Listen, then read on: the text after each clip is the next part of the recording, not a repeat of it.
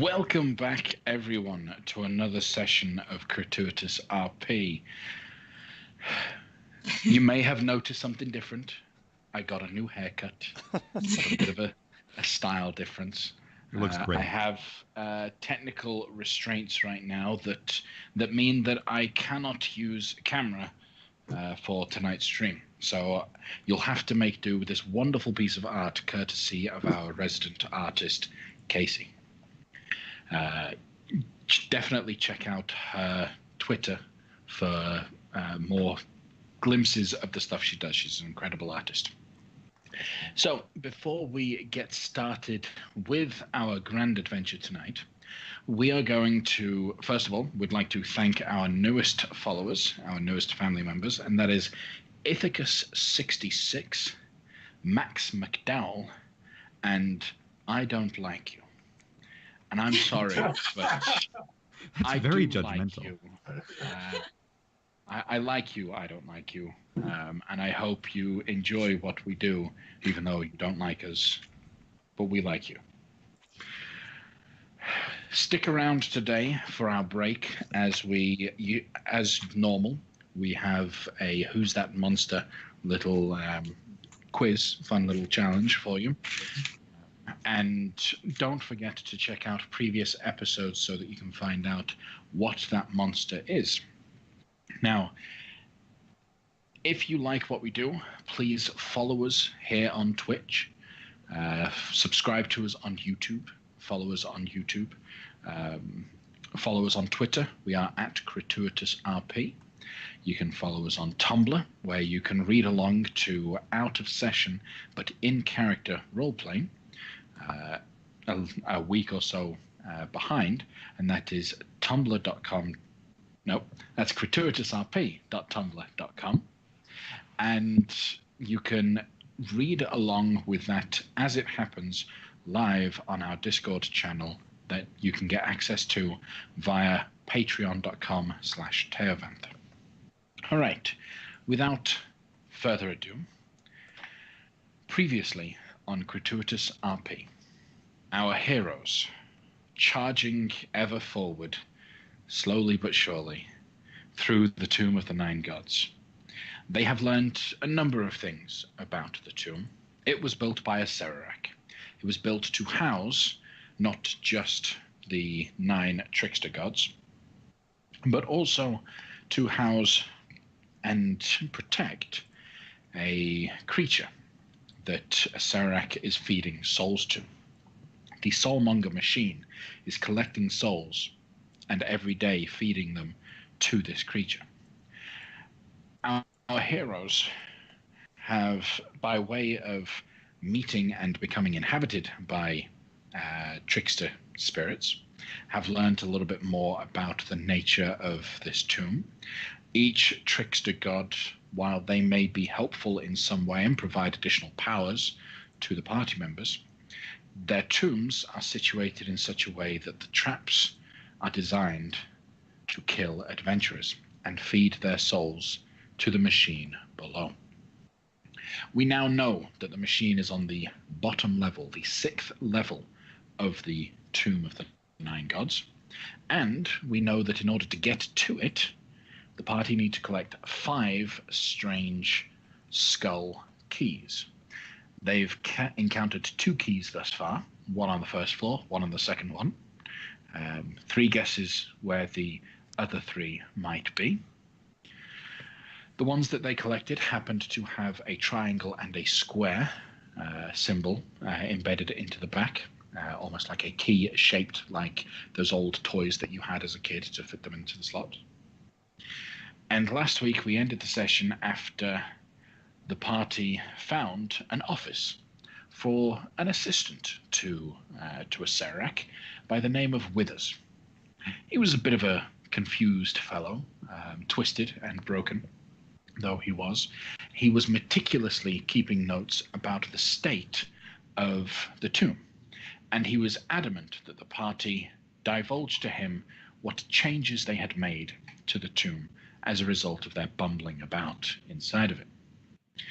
After killing him, they sorted through his his notes and his books over the course of a short rest. So yes, everyone gained the benefits of a short rest. So expend any hit dice if you feel the need to do so. I think you've already done that.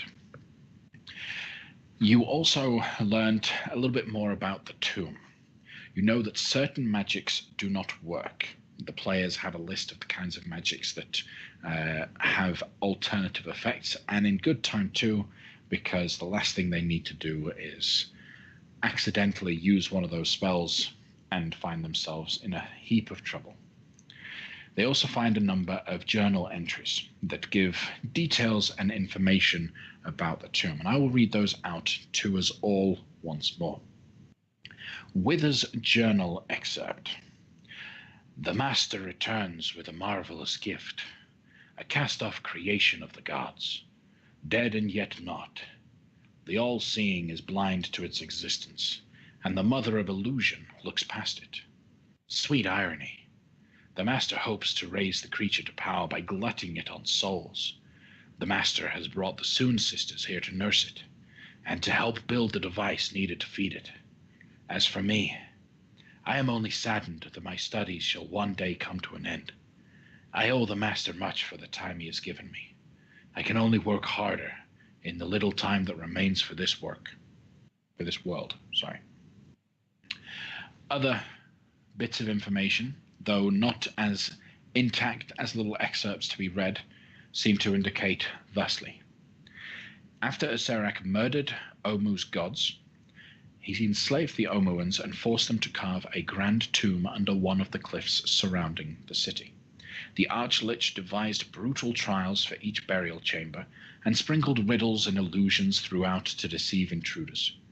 When the building work was done, he fed his slaves into the death trap to test its efficacy. The Archlich turned some of his victims into undead and flesh golems, then locked them inside the tomb to serve as guardians. Acererak then resumed his wanderings. In Acererak's absence, the tomb snared adventurers from faraway lands and harvested their souls to feed the Archlich's phylactery, which remained hidden on another plane. Every few decades, Acererak returned to tinker with his dungeon traps, add treasure to its vaults, and reap a bounty of hoarded souls. His planar wanderings have influenced the tomb's mishmash of architectural styles and have populated it with strange and deadly monsters. On one of his journeys through the cosmos, Acererak stumbled upon an atropal. He brought it to Toril, ensconced it in the cradle of his tomb, and began feeding it necromantic energy, hoping to transform it into a deity, one able to claim dominion over death. Unleashed on Toril, the newborn death god would glut itself on life until none but the dead walked the world. To nurture the atropal, Acererak needed an untold number of souls. The Archlich made a bargain with the Suon sisters, a coven of night hags feared throughout the lower planes. Seduced by the prospect of a near-endless supply of souls, the hags joined Acererak in his tomb. With their assistance, the Archlich crafted the Soulmonger, a necromantic device that could reap the souls of the dying from across Toril and feed them to the atropal. Leaving the Suon sisters behind as nursemaids, Acererak abandoned his tomb to watch the rise of the death god from afar. With that information, heroes, how do you feel?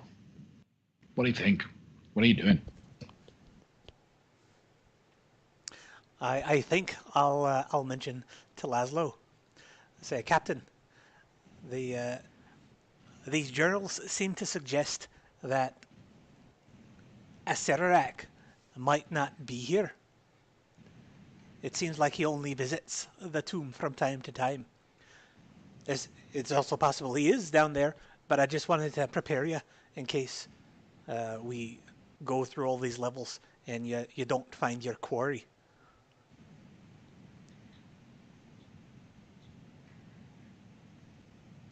You may be muted. Da.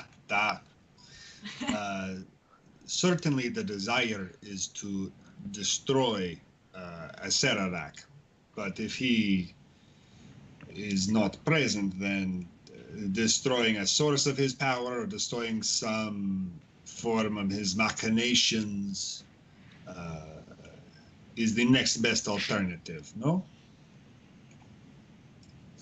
Sure. Is the Tao still with us? Yes, she is a silent witness to everything you do for the foreseeable future, as she promised you the aid of one use of her magic. Though, have you informed her that her method of escape that she plans to use, which is plane shift on herself, is going to end up in her death? I think we decided that. Yeah. Yeah, I was about to have that conversation with her. Did she introduce herself? No. And she refuses to give her name. Unless you really want to push it out of her. So I will, in primordial, say, good elemental form. I've read these journals from this fella who's been chronicling the tombs, and he has suggested that certain magics are prohibited magically. One of those magics is the ability to shift between planes. Indeed, almost all teleportation magic has some probability of being thwarted in this tomb. I wanted to warn you of it. I don't know what the repercussions of using the spell is, but they might be terrible. So before you decide to try to make your escape, you may wish to just accompany us, because surely when we defeat the master of this tomb, we'll be able to find our escape easily from there. Roll a persuasion check. Sure. That is a 12. Thank you for the information, but while that's good to know, I think I'd prefer to be by myself. If I'm trapped here for a while, no offense, I wouldn't mind doing it alone. Just with the freedom to move about of my own accord. Very well. I will note that we are, the party is still on the splash screen. Oh, landing you are. screen. That's a very good point.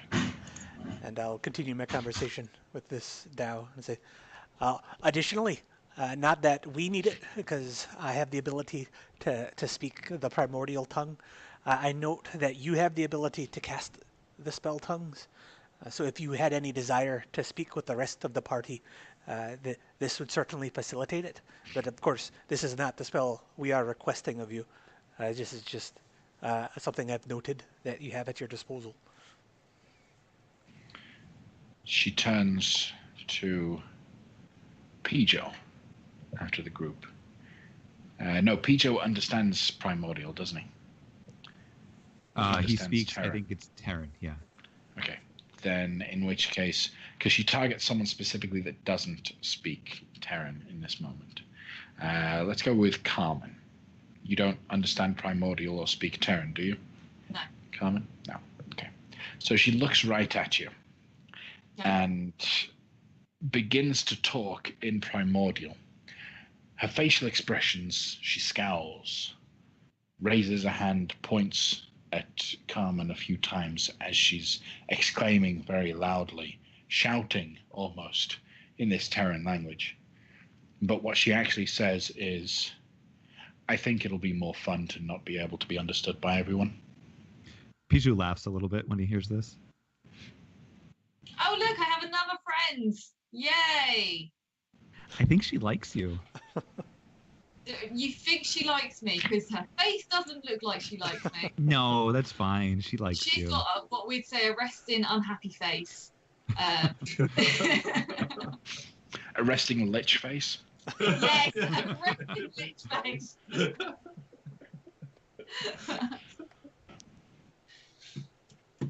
All right, well, after this short rest, I have attuned to the Pearl of Power, and I will use it immediately to regain 2 third-level spell slots.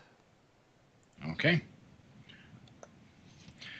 So, I got a question for you guys before we move on officially. Can we leave Dandy here in this room? Because we haven't been using him that much. And what with Devlin's journal entry and stuff, I'm kind of concerned about what will happen if we go further down with him. And it's like, since we're not even using him, why do we want to invite the possibility of him being controlled by somebody else or something like that? Is he not your servant carrying your equipment for you? I just assumed he was a lackey for someone. Sort of, in a way. He's like a, what'd you say he was? Avery? A lackey. Some sort of automaton. Mm-hmm. Yeah. But he's got the face of my brother, which is very uncomfortable. Well, I mean, I acknowledge that we're not using him, so I see no harm in leaving him. I'd rather do that than turn around and have to lop his head off. It seems risky to take him, but it seems risky to leave him. So what is the risk in taking him? There's a journal that we found on a body of a satyr, and he said that the doppelganger had been a problem for them, and they had thought that it was a doppelganger, and it was. So I just don't want that to happen to us. Seems like a standard operating procedure for... Well, Avery, is there any way that we can find out if this is a doppelganger?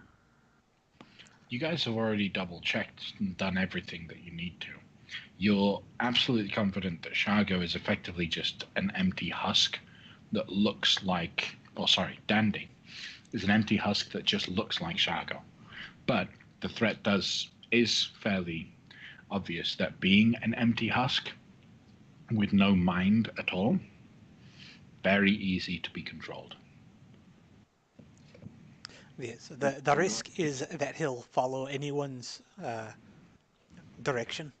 So if we're in the middle of combat and our enemy is aware of this particular quirk, they may use it against us.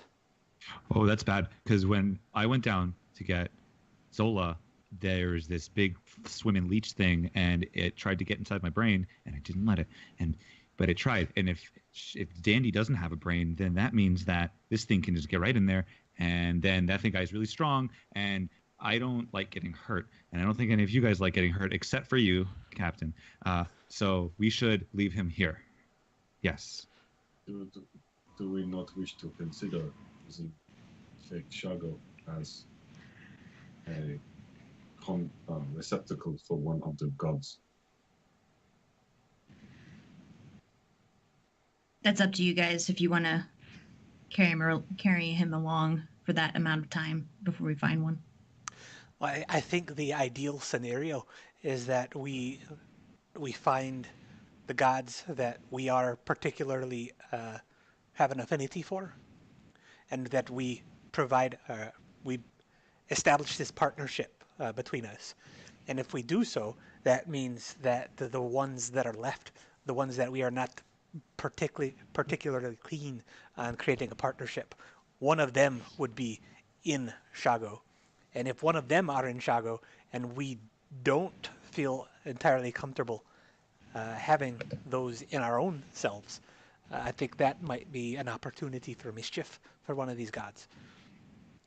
There are still gods that we can use, but I, for one, do not feel particularly comfortable having a god inside of me. I do not wish it.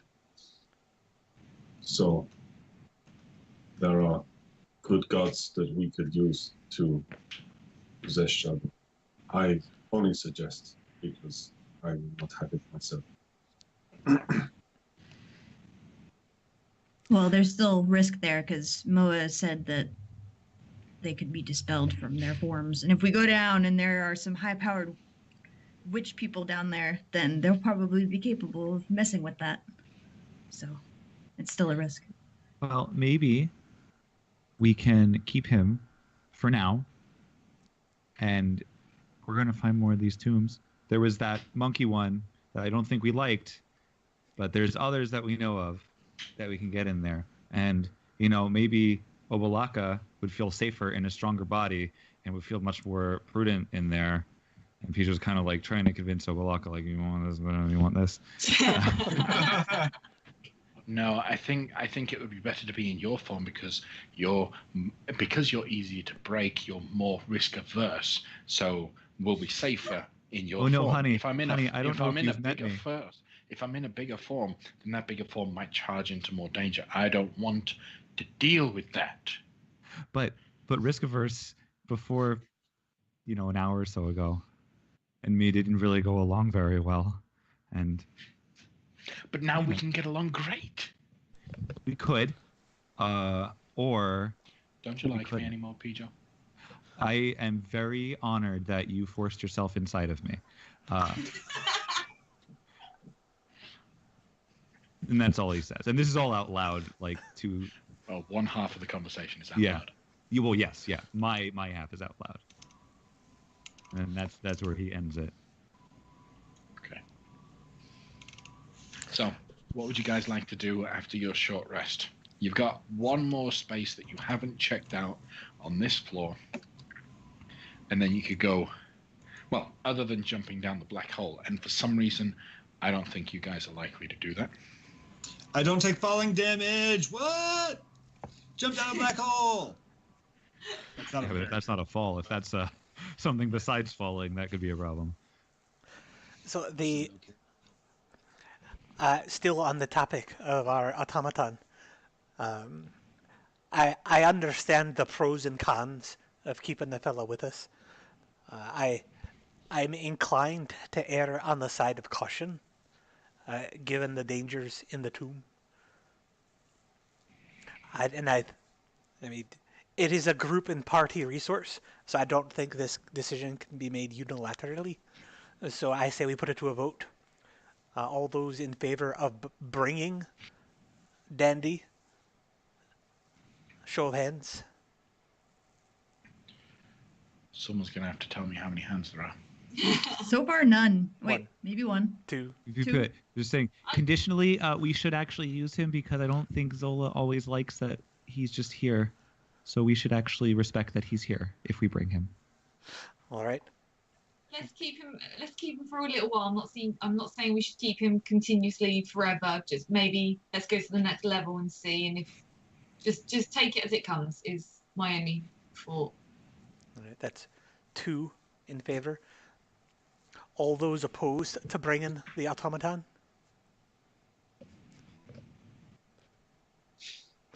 That's 2 against. Well, I think the gods can split the vote. And 2 abstaining. I am unsure. I see the pros and cons, but I cannot weigh these Zola's feelings against the usefulness of this creature. I appreciate that. Matthew, you're muted again. I hardly know any of you, nor do I particularly care. If it will help us get to the bottom of this thing, then I am in support of it, but I do not know him. I do not know the dangers of which you speak. I simply wish to destroy as much of this tomb and the source of its trouble as possible. Pichu, I don't mind asking the gods. I mean, they're technically part of the party too now. Yeah, they're with us. They're all in this with us. I don't know what they would think, though. Obolaka? The gods can give us some insight on the danger of this thing being possessed, or the benefits of them possessing it. Obolaka is concerned about how big this husk is, and learning that he will obey any command directed at him, is very concerned that those commands from another, more heinous trickster god, a certain particular trickster god, if that might make Obalaka uncomfortable. So Is she Obalaka forthcoming says, about which one of those that is? I mean, I have an idea, but I don't know if Pijo would, unless I she mean, just. you all outright told. know which one the Obalaka doesn't like. Obalaka has problems with itching. Funny thing about that. Yeah. So, that being said, so Obalaka says, leave him. Moa, the wise, truthful Moa, sees him as nothing more than a resource, and weighing the pros and cons, Moa suggests also to leave. Who else do we have? We've got Papazato. Averine, who is currently inhabited by Nang Nang. Nang Nang. Nang Nang. Yep. And let's get to know Nang Nang. So Nang Nang is selfish and cruel. So Nang Nang says, bring him along. If anything, he can be thrown into some traps. I mean, problem solved. And Papazotl, shrewd and conniving, agrees with Nang Nang in that it's quite useful that you have someone capable of springing traps like this. So now it's 4v4. It's great that all Dao, the jerk however, gods. is getting a little tired of the conversation. So the Dao says, leave him. Which We is rest in its face. The Dao is in common. The Dao who refuses to speak in the common tongue has suggested that we leave the fella. Well, how about this? Let's make a compromise. Is that okay? We can compromise. We leave him. If we find a tomb later, we can come back and we can get him and bring him there if we find a good one and we don't have to risk him. I'm okay with that. Why don't we go through the one empty room we still have yet to investigate? If he is killed and destroyed by some abomination in that room, this will resolve the entire problem, no? Good point. That's That's a good point.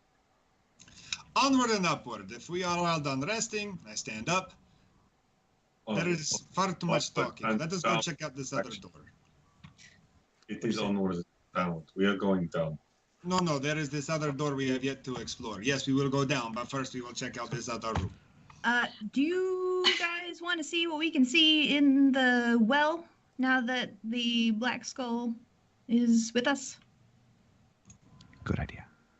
I like Sure, that but thought. on the way there is another door that we can kick down and go in and destroy whatever undead abomination is waiting inside. For you, we'll do this. We can do that. Very good. Just for you. Peter's just talking to Oholaka, saying like, "See, look, Off if we you were go. in him, we would have a lot more caution because then you would be bringing him back from that, and it's safer." And off he goes out the front door. I think Laszlo wants to kick something, guys. Ed, before we leave the room, I'll take one last glance. Like, we grabbed Wither's journal and spellbook and his black skull, whatever.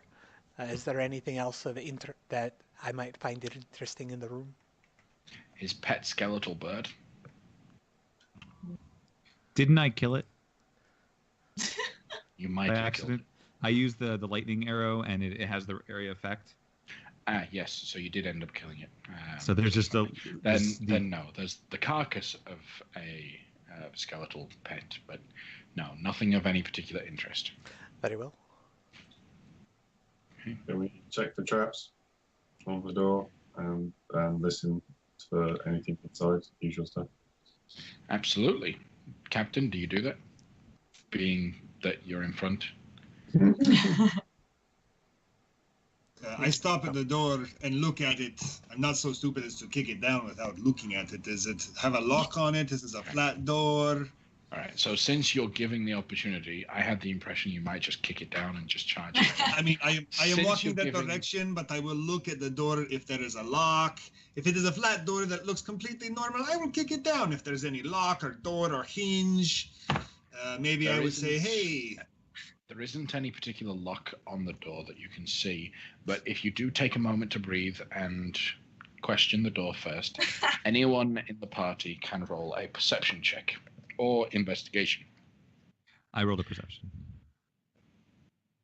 Yeah, it's lower than my passive. Okay. Beyond the door, you hear a lot of shuffling of feet, a lot of moaning, groans, and then the rattling of iron and chain. Ah, perfect.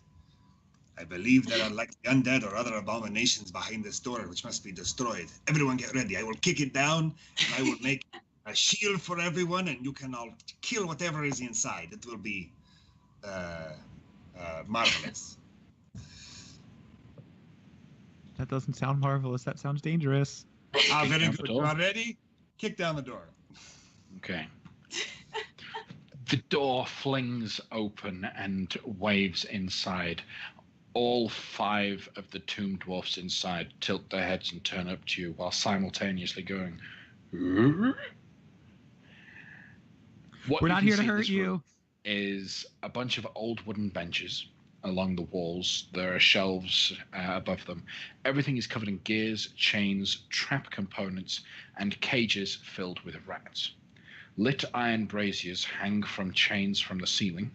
Along the north wall, a stepped dais is set with a bulky contraption that looks like an iron maiden of sorts, a tall, probably close to 9 foot, 10 foot tall humanoid silhouette structure. But attached to it is a network of steaming pistons, tubes, bubbling vats of blood. And you can also see a set of stairs that seems to be leading upwards, up on the left. As you charge in, obviously, the tomb dwarfs are going to attack. So I'd like everyone to roll for initiative. Yeah, they look like dwarves, a little stretched, but yes, they look like dwarves. I'll shout at them in Dwarvish. Do I recognize any of this from when I was looking through the pool? You don't recognize this specific area. No. Okay. But this is one of the same types of dwarves that I was Same seeing. sort of things. Yeah, cool. Yeah. I will shout at them in Dwarvish as I kick the door and see them. Oh gosh, how do you do a Dwarvish accent with them Russian on top? Drop your. Oh, that's it. You do a Sean Connery because he's Scottish and Russian from 100 October. Drop your weapons if you want to live. Tad racist, but it's okay. I love it. I want to whisper that. Oh, sorry. Did you say if they were what they were armed with? What kind of weaponry, if any? Each of them currently wielding a battle axe. Okay. Okay. Now, as you speak to them in Dwarvish, you realize as you look at their picture, as you look at their personage, these individuals have a mask covering the face. So they can't respond even if they wanted to. They They look can. pretty. All right. Is anyone missing from the turnout? Zola, Captain, Everine, Pijo, Tower, Carmen. Looks like we've got everyone. As a reminder, the Dow and Dandy won't get involved. The Dow will cast a spell for you if you wish it to do so. All right. So, top of the round, as the tomb dwarves appear, Pijo. All right. I'm going to. You said is this room actually, is it a little taller than the rooms before? Or are they all still 10-foot height? All still about 10 foot tall. Okay, so I'm going to stay up. No, this room is actually about 15 because you've got a almost 10 foot tall Iron Maiden at the back. Okay, so I'm going to fly in, keep my elevation as high as possible. So that's 5, 10, 15, 20. And I go in this spot right here. As high, again, as close up to the top. So I'd be presumably out of battle axe range, although, as I've learned, things can jump. So we'll see. And I'm going to... Yeah, so you're moving along the ceiling? Yeah. Okay. So there is still kind of a 5 foot gap between you and the tomb dwarves as you slide across the ceiling. Yeah. Okay. And I'm going to point and just say, you, at this one and Yeah. Hunter's Market. Okay. And then I'm going to let loose an arrow. I'm going to use a poison arrow on this one to see how that goes. Okay. Now, the poison damage is usually extra. Yeah. The 20 will hit. However, this thing, like all other undead, seems to be untouched by poison. Now, your longbow, is that a magical attack? No, I don't have any magic arrows. Well, the Hunter's Mark damage is magical, so that goes through, but the longbow itself doesn't. The Hunter's Mark is not considered magical. No, I looked it up. I did. I can find the source for you, but the Hunter's Mark damage is magic. The bow itself is not. Okay. There's a You'll have Mike to send me Merles or that something. link at some I'll point. find it after my turn if you'd like. Yeah. Or yeah. Find it to me and send it to me. Yeah, All right. sure. Then go ahead and roll sneak attack. Okay. Hunter's Mark. There we go. So there's 5. Okay. And then I'll attack. So did that not do anything besides the Hunter's Mark? Didn't do anything. The poison damage didn't affect it in any way. And okay. And I'm going to do another attack to at least get some Hunter's Mark damage. That 28 hits too. Yes, it does. All right. So that's 8 total from between the two. All right. And potentially Colossus Slayer. No, because that's not magic. If they're immune to magic, the Colossus Slayer is not going to make a difference. Well, if they were immune to magic, your normal damage wouldn't. Or be sorry. different. They're not The other way immune to around. magic. If they're immune to They're non-magic. resistant to non-magical damage. Oh, okay. Then I'll throw that in if that's just a resistance. Yeah. Cool. Okay.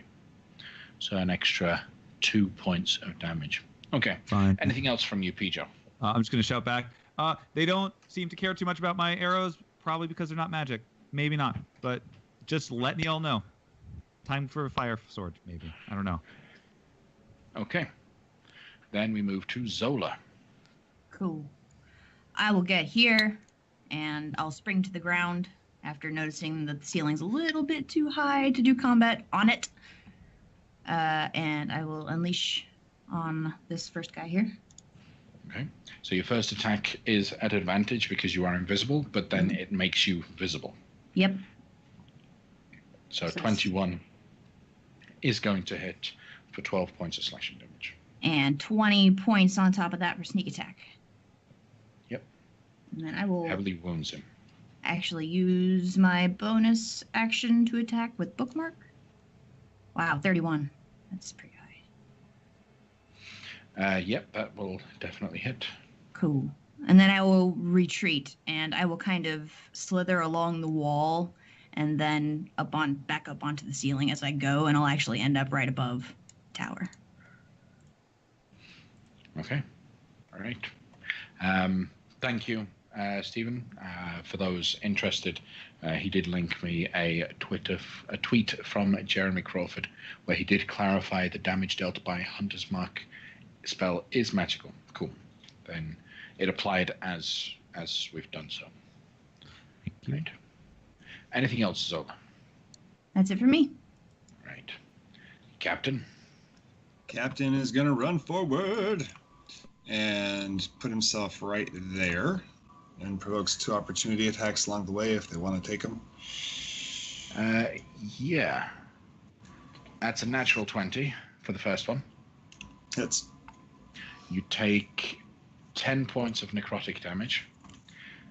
And I need you to roll a Constitution saving throw, as they didn't attack you with the battle axe in hand. They attacked you with their hands. 15, Okay. 28 damage.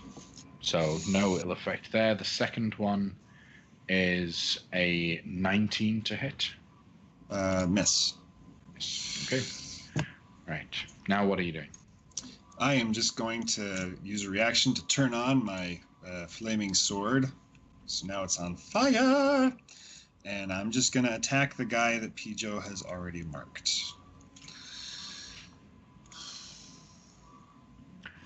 $25 is going to hit for 10 points of damage. And then second attack, 22. Also a solid hit for another 9. And I believe that'll be the end of my turn. Okay. Tower. Tower's going to charge in and turn into choices. Eeny, meeny, miny, mo. Pick an animal. Let's go. If it bites, let it go. Come on. There you go. All right. And attack the one to his left. Okay.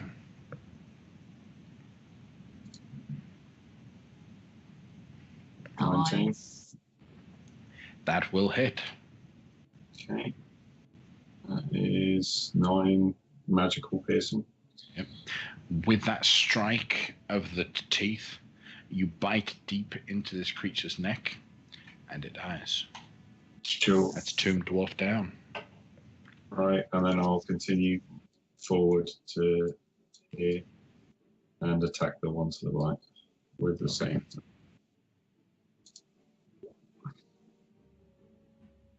14. 14. Are you able to do anything to that? Would you like to do anything to that? I haven't got best or anything, so no. Okay. Then 14 does hit. Go ahead and roll the damage. Oh. Oh, I see what you did. 13. 13. 13 points of slashing carves through the creature's flesh quite heavily. Anything else from you, Tower? I was happy then. Okay, the Tomb Dwarves. First one is going to step up to the Iron Maiden and pull on one of the chains. It then moves the rest of its movement right up to Captain and is going to use a life drain attack followed by a battle axe. So the life drain is a 12, that's going to miss. Then the battle axe is a 23. Does the 23 hit you? 23 gets me. Okay, you take 11 points of slashing damage. The next one will step around to step this side of you. Same again, life drain and then battle axe. 10 on the life drain, so that's a miss. And 23 on the battle axe again. Man, those guys keep rolling 23s on the battle axe. Yep. So 6 slashing damage for that. All right. The one on the opposite side, same as the previous. That's a 15 on the life drain and a 22 on the battle axe. Yep. For 6 slashing. And the last is going to attack the bear because he can't reach Pijo. That's a 20 on the life drain. Yep. You take 5 points of necrotic, and the bear form needs to roll a con save.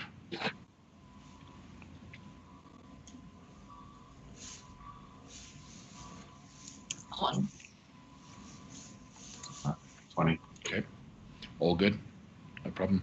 And then battle axe attack, which is a 7 to hit, which is probably going to miss. Surprisingly, that's a few misses. Yeah. After they go their turn, you notice the chains beginning to fall off of the Iron Maiden in the back. The iron contraption shudders as it opens, releasing a hissing cloud of steam. Through the roiling vapor, an armored figure wearing a bucket helm steps into view.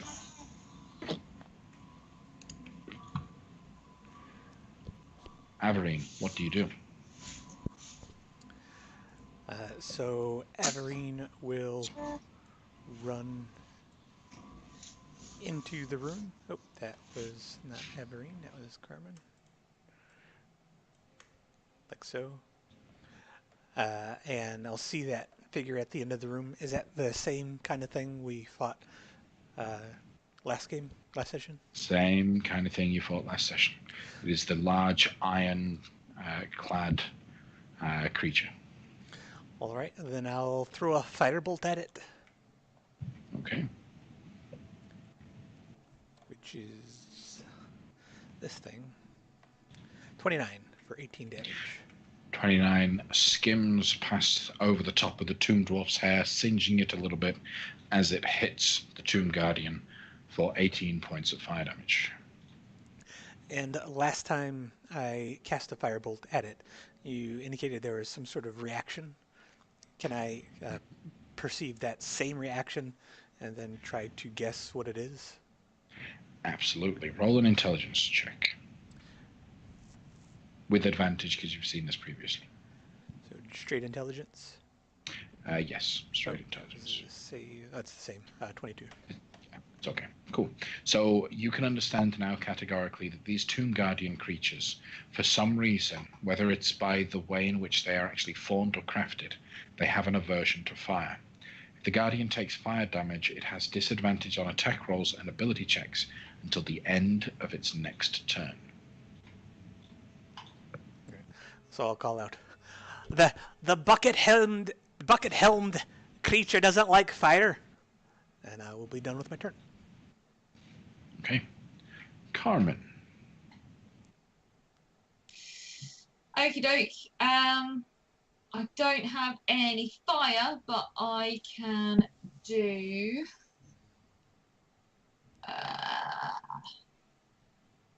I'm going to do shatter. Okay. A level 3. Where? At the back, over that guy at the back. Okay. In such a way that you only get the guy in the back, or would you try to shatter? How big is shatter? It's 10-foot radius. Okay. So if I go in the middle, then we're in between the two pillars, I'll probably get both. So we go in between the two pillars. You can just about get the edge of him. Yeah. And I'll say you can just about touch. 9.9. All right. Cool. So go ahead and cast Shatter. Right. Constitution saving throw from the Tomb Guardian. And he has a disadvantage because he is metal. Made of metal. Okay. He fails, taking the full force of 25 points of thunder damage. Nice. The Tomb Dwarf, though, also fails, taking the full 25. With Shatter, there's no other effects, is there? I don't believe so. It just destroys non-magical items. Yeah, it's non-magical damage. You hear the scream of 20 tiny little rats. All blinking out. Oh no. Yeah. What a shame. All right. Anything else from you, Carmen? No, that'll be it. Okay. The Tomb Guardian is going to charge forward, right up towards the captain. He has disadvantage on his attacks, but will slam at the captain.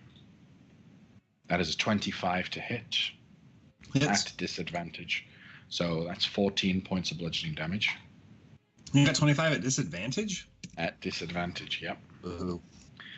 It was a 26 and a 25. The second slam attack that he would make, though, at disadvantage is only an 11. So I believe that misses. This is that one, yep. Okay. So, Big Joe. Well, seeing that big, strong captain here is getting wrecked, Pijo is going to keep himself up airborne. Wrecked. You haven't heard a word of complaint yet. Yeah, I haven't heard a word, but he's just shut down. I thought you didn't like getting hurt. You put the shield in between you. You said it, and I'm going to just back up. So I guess like be above tower. Oh, Okay. Can I fit above him because he's big? You'd more or less be floating with your feet scraping against his fur. Okay, then I'll go over here then, to that side. And I'm going to attack that same one that I've been going at with the longbow. Okay. All right, and so I'll roll Hunter's Mark and Colossus Slayer. Oh, wonderful. And I'll do one more on him. that first shot is enough to finish the tomb dwarf. Oh, then I'm going to pass my hunter's mark to the big scary guy and do that attack on him instead. Okay, the 23 will hit. Same deal. He is resistant to. He is, in fact, he's actually immune to non-magical attacks. Okay. So the only damage that you deal is the hunter's mark. Is Piju keen enough to actually notice that his arrow doesn't do anything to this guy? Yes. you Okay. are. Cool. Great. Okay. And Anything else? Okay. Zola. Slither, slither, slither, slither onto the table. Cups go everywhere. And then attack. Oh no. I don't think it. I believe you don't have advantage from that No. attack, so that's a miss. Yep. That's okay. I'm gonna take another shot at him. There we go. 24. That'll hit. Huzzah. That's a good shot. 30 points of damage. Okay. He is heavily injured. Oh, he's not dead yet. Okay. Slither, slither, slither. I think I'll end up there, and I'll be like, "Is this okay? Can you get around me?" Tabarine. Aye, you're fine. Captain. So many questions. First of all, I'm going to second wind, because that's probably a good idea. Probably. 5. Boo. Almost couldn't roll lower. And then for my action, I'm going to attack the guy above me on the north side. Yeah. With my little flamey sword. 19. 19 is going to hit. You deal the full force of 17 points of damage. Attacking again with my extra attack. Boo. That's a miss. And then I am going to use my action surge to take another action, and I am going to take the dodge action. Okay. To impose disadvantage on any attacks against you. Correct. And then I'm going to take a step back right there. Okay. You will get 3 attacks of opportunity. You understand that? All of which are at disadvantage. At disadvantage. So, the 2 life drains, 13 and 7 at disadvantage. And then the slam at disadvantage is a 21. I have 21 for AC. So that'll hit you for 13 points of bludgeoning damage. All right. And that's my turn. Cracking you right in the back of the spine as you run away. Or strategically retreat, rather. Yes. It's a strategic movement. Tower. Tactical withdrawal, I believe, is the... Tower's gonna rage. Okay. See, the big guy can't handle it, the heat. We'll resume his duties as tank. And I mean, I am stepping back so that they collapse into our murder cone. Like, this is not him running because he's afraid of getting hit. I'll hit the guy next to me first. Where's my bear? Go on there. Come on there. All right, Chief. Yeah. That'll hit. Alright, that damage plus my extra 2 rage damage. That'll destroy the tomb dwarf. Okay, and then I'll move into the center. Well, kind of. I'm just going to push past that, though. And then I'll... who's looking the roughest at this point? The one directly north of you. Alright, I'll take that one out. Or attempt to take that one out. That'll hit. Okay, for attack. Plus reach. Do you want to roll the damage rather than the attack again? Oh, sorry. My bad. It's all good. And the rage damage. There we go. All right. as you run up, your claw doesn't just dig into this creature's form, it clean goes through the creature's form, coming out the other side with what remains of his spleen in your hand. I'm going to do a big spitty roar and just drench the armored guy.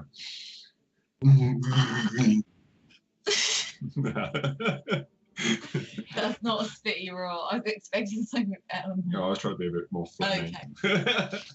Got a cold right now.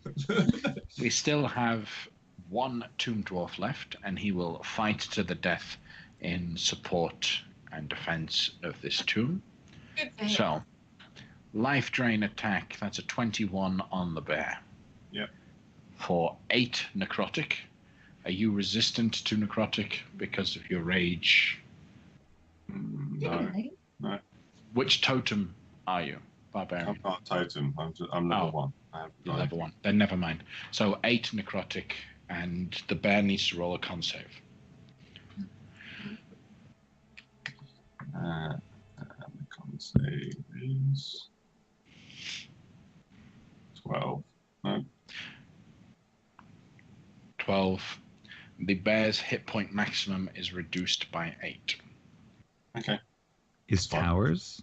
It's No. the bears. It's this version of the bears, but it's a permanent change. If you remember the whole adventure, it's a permanent change. But Oh, I thankfully, remember. next time you shift into the cave bear, you will get the new max hit points, that like the normal max hit points, not the reduced. Okay. Mm-hmm. Do you understand what I just said? Yes. So basically, once I wild shape again, it won't be any different. Yeah. Sounds good. Yeah. Right, then a natural 20 on the battle axe. Slicing down at the cave bear, trying desperately to cut at its form. It deals an incredible 6 points of slashing damage. Halved. Halved to 3 because you are resistant, because you're raging. Yeah. Okay. Mm-hmm. Averine. So Averine will run across to the other side of the room, and seeing no other fire damage close to the bucket head, he will or she will throw another firebolt, 20 for 7 damage. The 20 will hit. So, And I'll end my turn. okay. And he is now angry. Carmen. Carmen is going to use the rings and appear in Tower's position and take a swipe at. She'll take a swipe at the dwarf, the unarmored dwarf first. Okay. With her rapier. Oof. Oh, no. Oh no. Is there anything you can do to that 10? No. Okay. Note, I have given you all inspiration cards because I like you. Oh. Don't forget you can use those to re-roll d20s at some point during the session. Okay. So, if you don't, then that will miss. I'll take a second. I've got a second go, so You I'll got just... luck. I have got luck, but I'm trying to not use them all up. No. I'll take a second shot. Okay. No. Oh, I'll use luck on that one because I need to get at least one hit in. So go ahead and roll that d20. Well, 1d20. Oh, I looked at that wrong. Sorry. It's okay. Yes. Yes. There we go. That made up for it. That's a natural 20. You were targeting the smaller of the two creatures, right? The I tomb was, dwarf, not the yeah. guardian. Okay. So that will hit. Go ahead and roll the rapier damage again, as you do have a natural 20. Okay. How would I do that? Sorry. So the rapier is 1d8 Yeah. plus odds. So roll a d8. 7. Okay. So total damage is 16 points. I'll add my defensive flourish on that as well. Okay. So Actually, no. Can I add my mobile flourish on that instead? you can add whichever one you want. Because a mobile flourish would then, if there is, I can push a target. Oh no, sorry. Slashing flourish means I can also hit another target within 5 feet. Actually, just wondering. Maybe my map is not refreshed or anything, but to me you look like you're still stood by the door, swinging a rapier. Ring. He's using the ring to teleport to tower. Oh, I mean, right, you're using that position. Okay, Yeah. all right, fair enough, yeah. All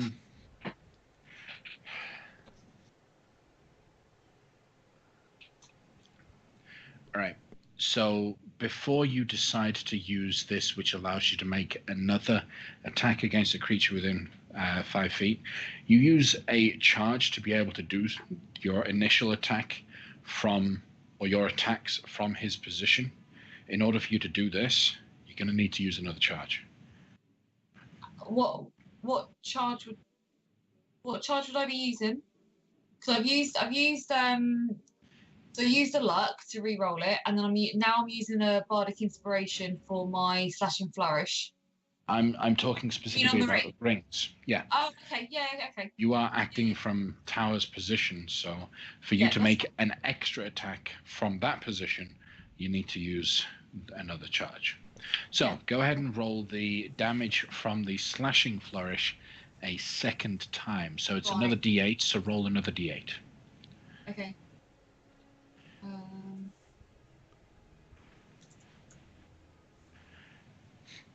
Okay.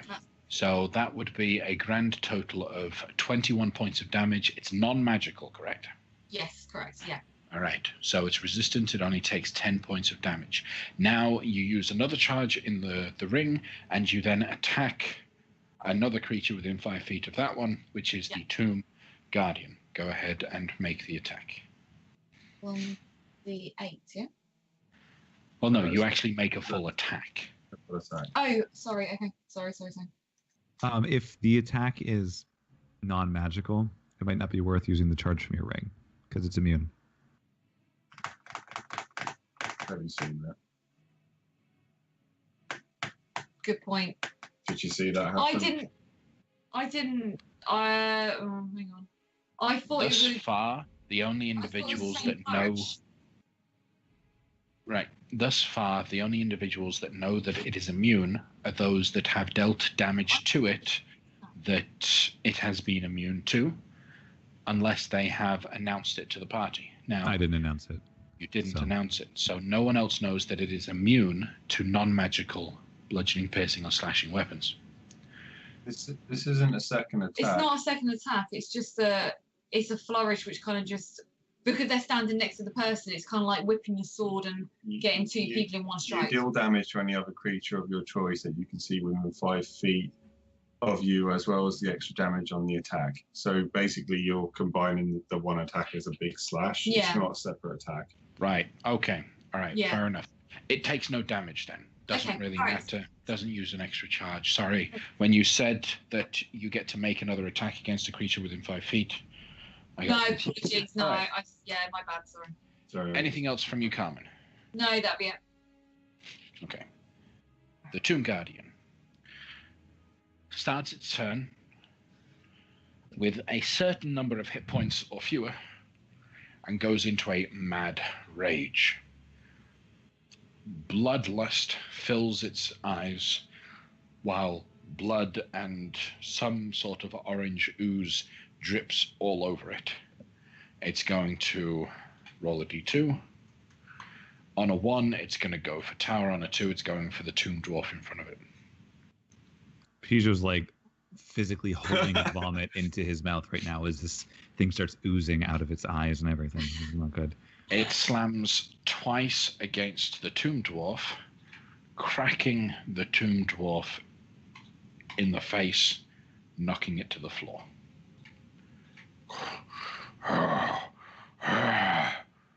Pijo, what are you going to do? Piju starts very anxiously. Oh god! Oh god! Oh god! Oh god! And he's just gonna try with his arrow just to get some of that hunter's mark damage onto it. And hunter's mark. Here we go. And You deal 3 yeah. points of damage. And did Carmen, you gave him back the dagger? Yes, Piju's got the dagger. Okay.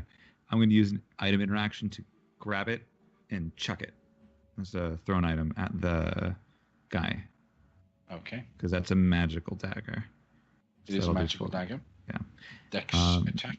Yeah. And so the one I have is without the 15. That's probably not going to hit. Oh well. Oh, that doesn't have the +1 from the that it's magical though, because that's just the normal dagger that I have in my thing. Okay. So the total right now is 16. 16. Yeah. I don't know if that makes a difference, but. Misses. Pijo curses in Terran so the Dow can hear him from the other side of the chamber. And just keeps his ground because he wants to be behind this nice soft bear. Okay. Zola. I will race forward. Kind of stand. Hold myself over the fallen dwarf. And standard operating procedure. 21. That'll hit. Cool. All right, and then again with the other hand, that'll probably hit. Will it? Will that hit? I'm pretty sure. I don't know. You're the DM. I mean, maybe there's some creature somewhere where if you go above a certain threshold, something happens. Who knows? It'll hit. Cool. That's a good concept, though. I've done something like that. Something that's a non-Newtonian fluid creature that the harder you hit it, the harder it is to damage. That's really cool. I will get back to this table. Anyways. Post up. Yeah. All right. Captain. The captain is going to walk around up to there and then over to there, and then is going to attack him with his sword, his flaming longsword. 12. Guessing it's not going to work. That's going to miss. And then 25. That'll hit. That'll also slice the helm clean off the Tomb Guardian. Slash. And as the Tomb Guardian falls to the floor, you watch as a blood-stained Cholton falls. Turns out the Tomb Guardian had a Cholton individual. Someone fairly young, probably quite recently come from Port Nyanzaru or other locations within its form. Do I happen to recognize this person? Roll a perception check or history to check your memory. One or the other? One or the other. Okay. We'll do perception. It's a Perception. Okay. So paying attention to his features and what you have here. This happens to be not really someone that you may have had much dealings with. Fairly well-known gladiator within the gladiatorial pits. He mostly entertained people by fighting monsters, and particularly dinosaurs. But outside the ring, he wasn't really known for much, unfortunately. So you guys hear from the back of the room, he's all like, "Oh no, Jeffrey!" The Great Jeff is his was his battle name. No one knew his true name. I knew that guy. Right. So with that as the battle comes to an end. What would you guys like to do? I would love to see if we could demolish that cursed contraption in the back. I would love to get my dagger back. Okay, you get the dagger back. Over In there. what way would you like to demolish it, Zola? It's a big Iron Maiden, just by standard, but it's all of the accoutrement that is attached to it that you can tell does the weird stuff. Can I look at it and try to discern if there is one single piece, if removed or broken, would stop the entire system? Roll an investigation check.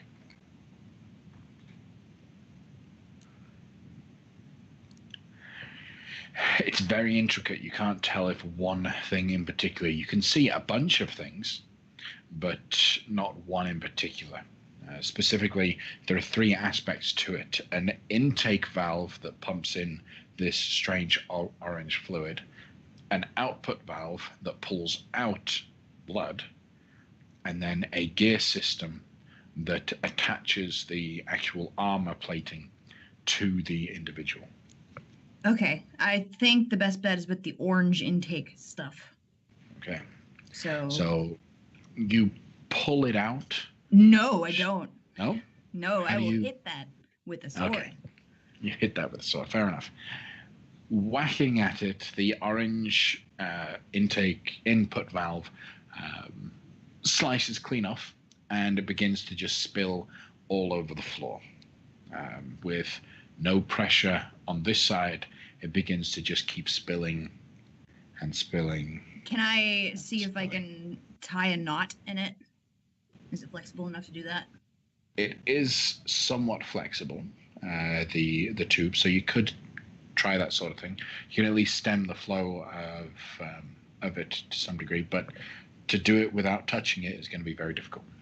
Can I... Is there anything that I can use for some kind of protection around here? Ooh, what if I go get the... No, it's covered in orange stuff too, isn't it? The gauntlets of the Guardian.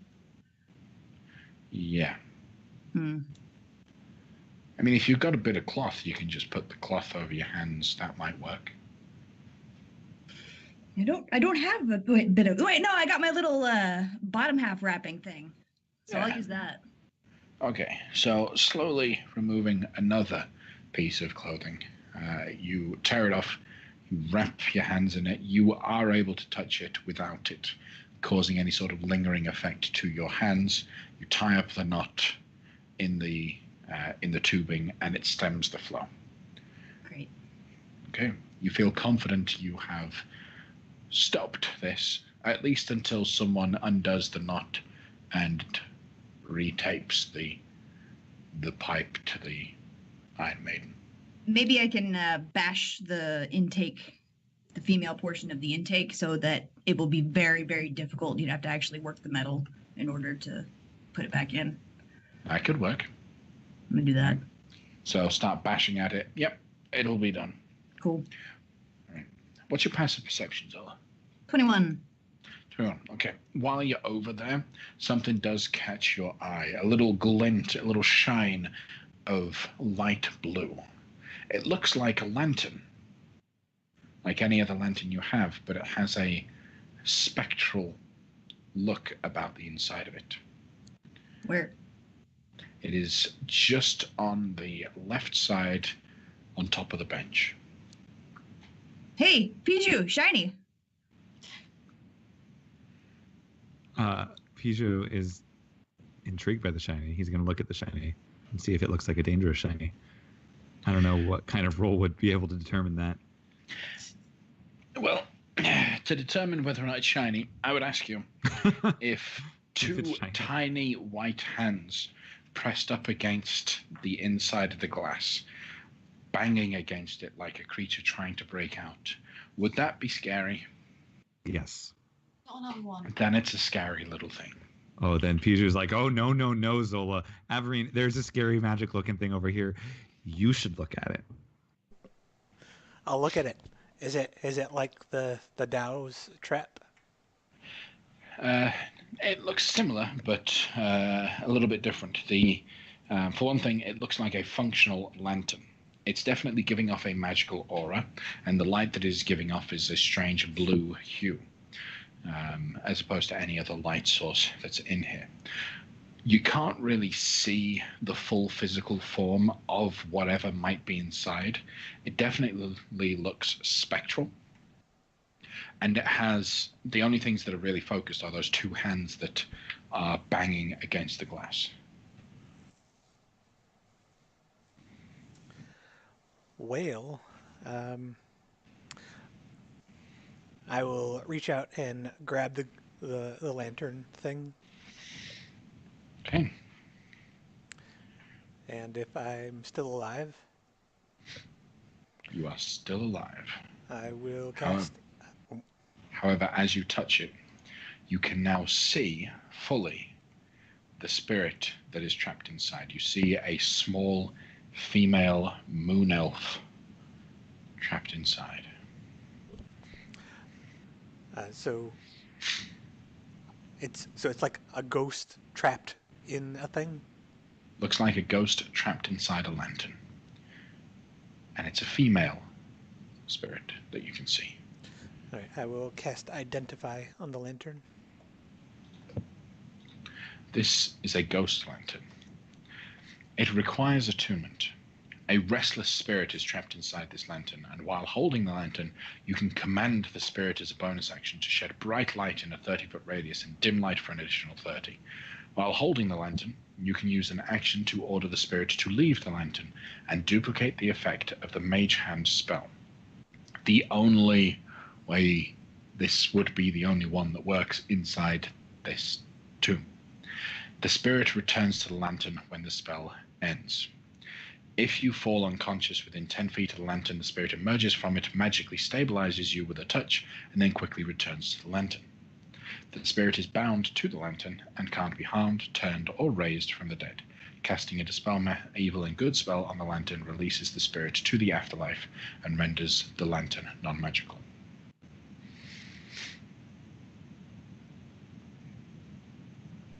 I will communicate that to the party. And I will then try to talk. Hello, ghost inside the lantern. Can you hear me? Yes. Can you please free me? My understanding of your trap tells me that I don't have the spell required to get you out of there. But we need to escape from this dungeon, and I'm happy to bring you with and see if we can get you out when we're out as well. How's that sound? Roll a persuasion check.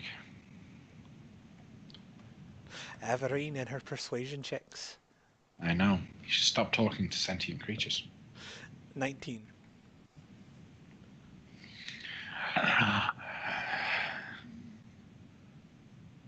Okay.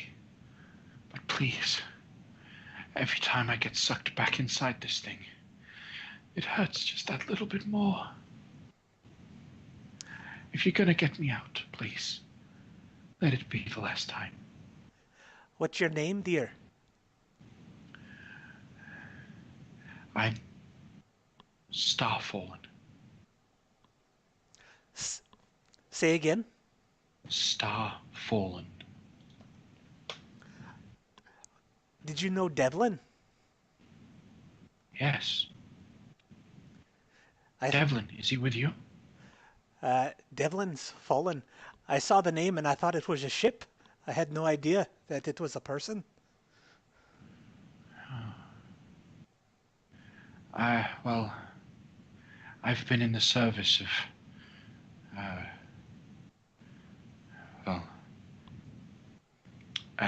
of Devlin for a while now. Were you in this lantern at the time, or were you more corporeal at the time? Yes, I was still in the lantern. He was so nice to me, but he forced me to do everything the lantern can make a person do. It hurt. It hurt so much. I've been in this lantern for about 1,000 years. That's quite a long time, dear. Yes. Well, I'll keep you safe until we get out of here. Okay. Okay. Is everyone else with you safe? Are they okay? Everyone, the ghost wants to know if you're all right. I'm getting thumbs up, spooked. ghost. Just a little spooked. I mean, Starfall and... I am fine. Really? Because you kind of look like you're bleeding from everywhere. No, I kind of look like I'm bleeding from my face. Everywhere else is completely covered by my armor. Well, how would I know, you know? I go back to rummaging through equipment. Yeah. Looking through the rest of the stuff here, the equipment looks like it's tools used to be able to work the traps, actually set them up. If you spent enough time, you could craft one set of every tool set within the player's handbook. Are there any If that you we wished. need?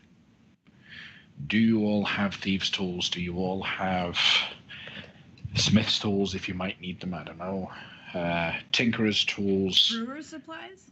Are there Brewer's any supplies. carpenter tools? There are I carpenter's have brewer tools. supplies and I'm proficient in them. Just saying for our next long rest. Ooh.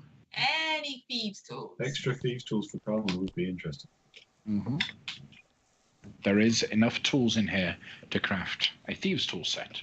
Yes. How long's that going to take? 20 minutes.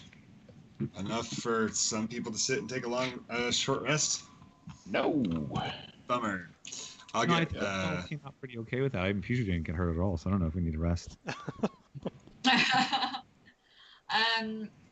Laszlo, you look a little bit sore.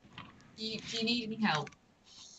And I can't just like wave the staff of healing. She doesn't know that.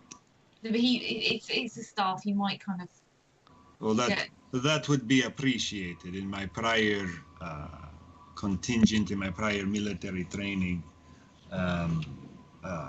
my job was to stand in front and occupy the enemy so that those behind me could be unmolested in their attacks and what they were doing. There is a certain amount of physicality that comes in with that. So I would be very appreciative for help you could give me in that regards. Okay, all right. So I will then use a charge from staff healing for cure wounds at level 4. I don't know what I'd roll for that. 4. Would I roll for that? Yeah. Level 4 cure wounds. That's 4d8 plus your spellcasting ability modifier. Okay, so 48, which is 28, and then my spellcasting modifier. Is Would be charisma mod. 4. So it's 4. Okay, so 32 points of healing. Yeah.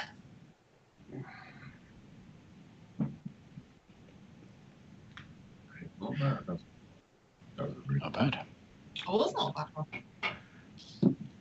All right. Continuing on, anything else you guys would be doing? Carmen, Is any of the gear or any of the swords, like Laszlo would be going over the axes and the sword and the armor to see if it's worth anything. There's nothing here that is better than what you already have.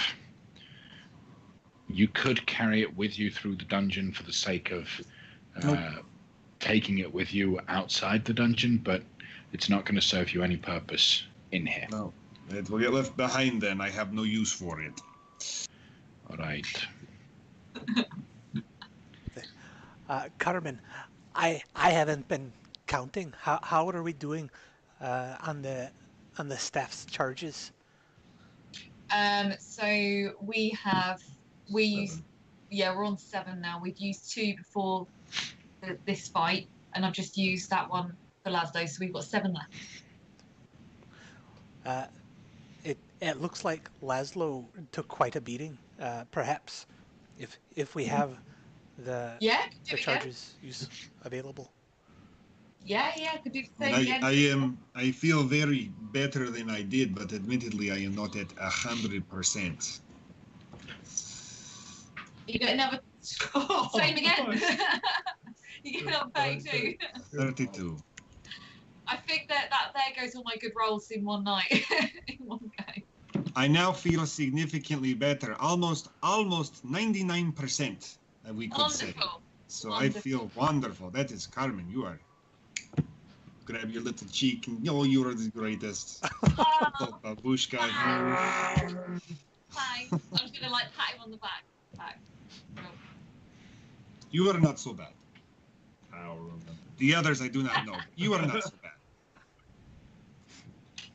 So these stairs go up or down? They go up. Do any of you recall another set of stairs that we didn't take? No. There were stairs down. We just saw. I mean, when we were on the first floor. No, we came down the own staircase.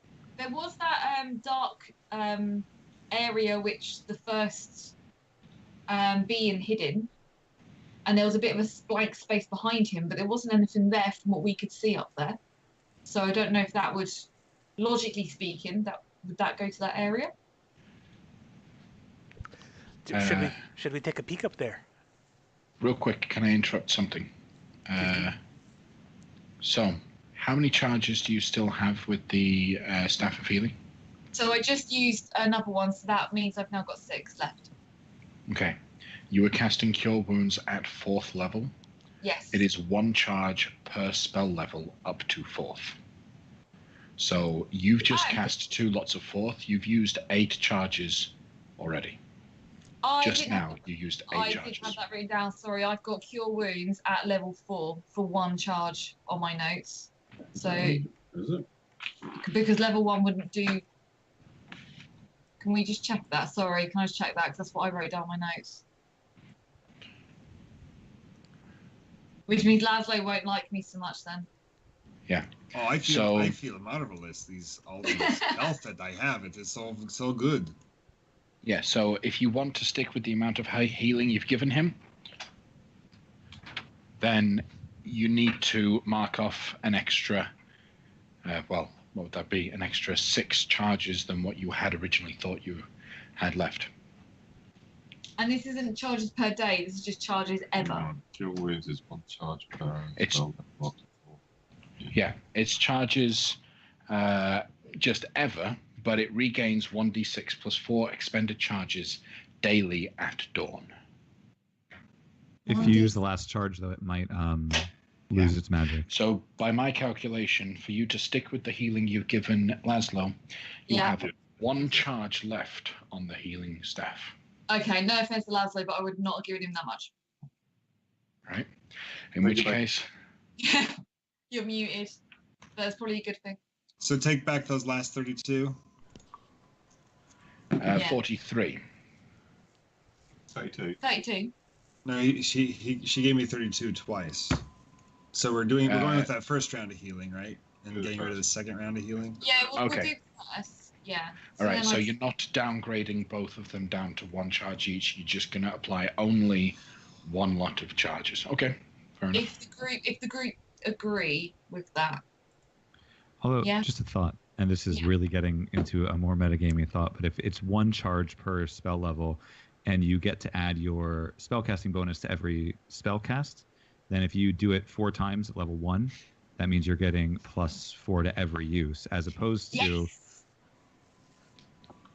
So maybe for future, but, just like a thought that popped in my mind. If we have the time, which we might not really have since we are in a death tomb, but... I get the weird feeling that Aaron has a facial expression right now going on that I'm glad I can't see. I look like the picture right now. Yeah, I have the fact that I didn't write my notes correctly. So I'm happy to retcon. We just need to make a quick decision as to which way we're going to retcon. So let's just take the 32 and call it a single healing of 4, and then in the Okay. future, I'm sure we may abuse the 1 at a time for the +4 later. But for now, we'll just say that second healing didn't happen. You do not get the little cheek pinch and the wink. You did not earn that. You're not a babushka. You're not a babushka. So that leaves you with 5 Not charges yet. Yeah. to stand. I will Yes. forget this. Yeah. Okay. So Okay. I'm on 5 now. Sounds All right. good. Let's take a look and see what's at the top of these stairs, because it intrigues me. Okay. Or that's what I'd like to do. Would anyone else object? I Ah. don't. Can I get a sense for what could be above us based off of what I know of the first level and sense of direction? How good is your sense of direction? And by that, I don't do know. you have any particular feat that says you cannot get lost or you remember maps or paths Nope. that you've taken? That's why I'm Okay. opening up to a skill check. In which case, some form of intelligence or wisdom-based skill check. I'll let you choose which one if you can explain to me how it helps you in this matter. Okay. We can go with... Let's do survival. That seems to make sense. That's kind of plotting and tracking and stuff. Okay. Roll a survival check. Ooh. Okay. If you remember your positioning correctly, these stairs should drop you out.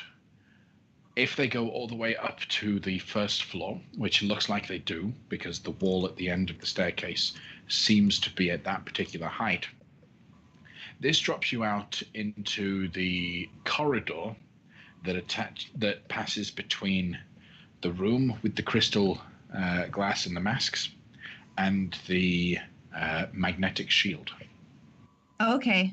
Averine, I think if my senses are correct, if I'm not completely turned around already, I think that's going to pop us out somewhere between the knight that wanted to steal our stuff and Obalaka's crypt.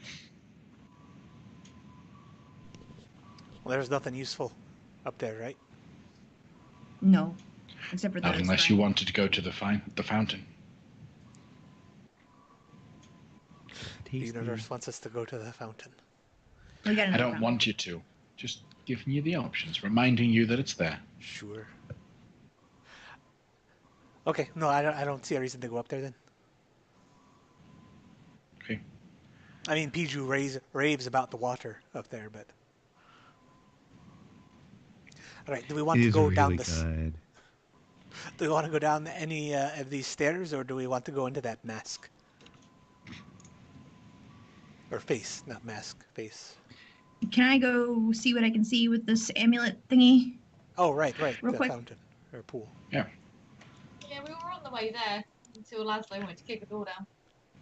So, We were on. It was understood we were going to examine this room on the way to the I'm pool. winding you up. It's fine. I'm winding you up. Don't worry. It's fine. I do not understand what that means, but okay. Oh no, not you as well. God. People speak in such strange accents.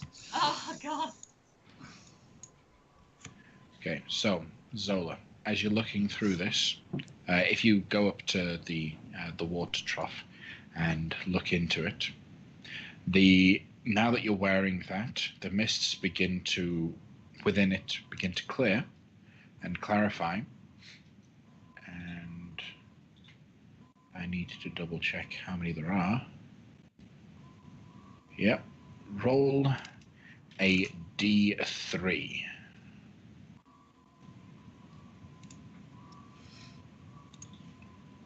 Two. Okay. You get a glimpse out of the eyes of one of the 3 remaining tomb guardians within the tomb. You're not sure of exactly where this location is, but I will give you a glimpse of it.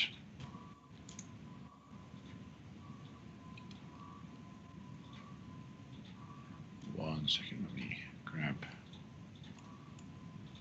So, you are currently staring from the position of this Tomb Guardian. Across the way, you can see another Tomb Guardian, similarly built as yourself, as the one that you've seen previously, a being in heavy plate armor, wrapped up and chained. Past the corridor, you can briefly see that this is a corridor filled with strange purple luminescent mold, and then you can see the staircase beyond. It's a bit of a tight view, but given your positioning, this is a view from the next level down. I'll let everyone know what I see. The next level looks like it's covered in this weird bioluminescent mold stuff. And I am seeing what I think is 2 of the bucket heads. And they're staring at each other. They are both, from what it looks like, both chained to the wall, as well as up within their armor. Mm-hmm. And they're chained, but I don't know how well chained they are. The corridor is pretty small. Looks like it's only about 10 feet wide or so. And there's that. And just to see if it works, can I send my will into the pool to see if I can make the guardian I'm inhabiting move at all? Unfortunately, you can't do that. Okay, so she's just okay, it didn't work. All right. I was secretly hoping it would too, right before you mentioned it. So I'm glad you tried. Okay. And before we saw a room with a T-Rex, me and Piju did. Yep. Before we got called out, so we know those 2 locations at least. So you have a spiral staircase that leads down, and a straight staircase that leads down. Which path will you take? We should consider going down the middle to look at the plaque, because we don't know what we're going to find, and that might help us. Who wrote the plaque? Well, if you paid attention when Averine was reading the journal, we would know. Sarah put the plaques there to... The question was how you say rhetorical. We are going to trust the plaque written by the creature who created this dungeon with the intent to kill and enslave all who come into its grips. Do I understand correctly? Well, yes. I keep saying it's not like I can actually get into the Sarak's head because he's a crazy dude. But it seems like he both helps and hurts and kind of relies on you to think he's helping in order to hurt you. So it's like some things he says can be true. Some things he says is probably an outright lie. But it can be helpful if you know what you're dealing with, like if certain things match up. Like, for instance, he's the one that told us about bowing in Papazzato's crypt, and that was the key to that site.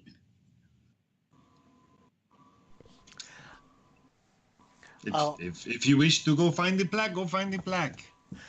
I also wanted to mention... Good luck if there is no trap behind it to kill you and inject you with all sorts of nasty venoms. Such an optimistic guy.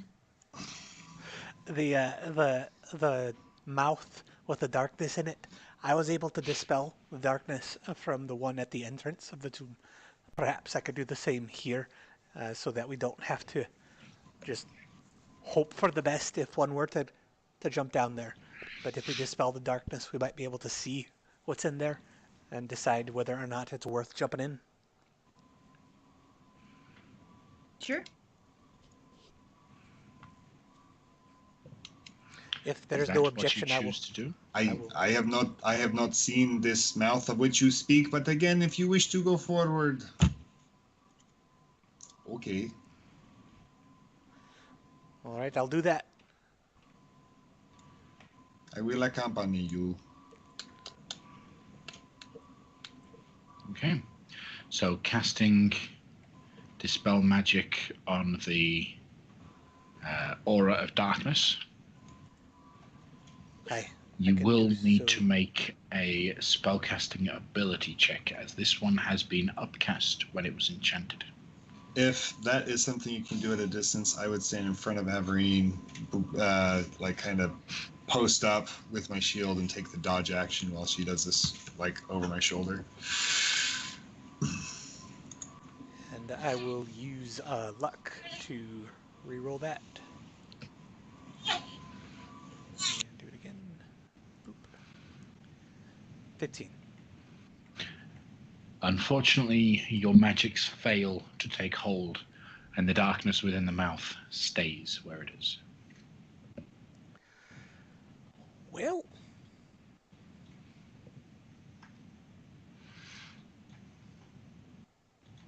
And we still hear screaming? You can still hear the sound of screams coming from within.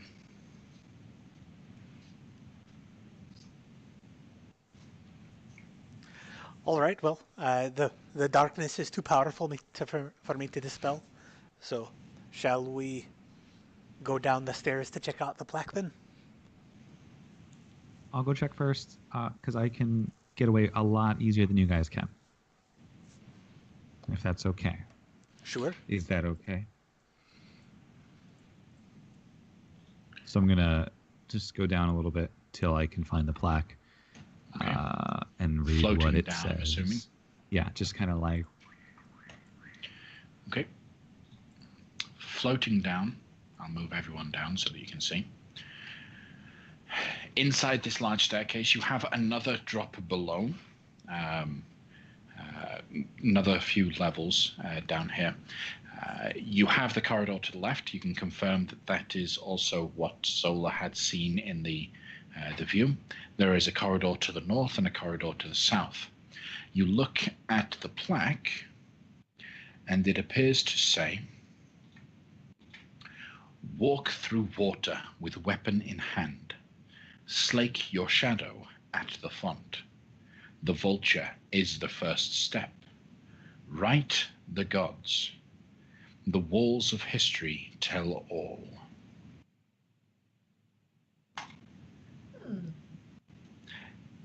Now, Pijo, what's your passive perception?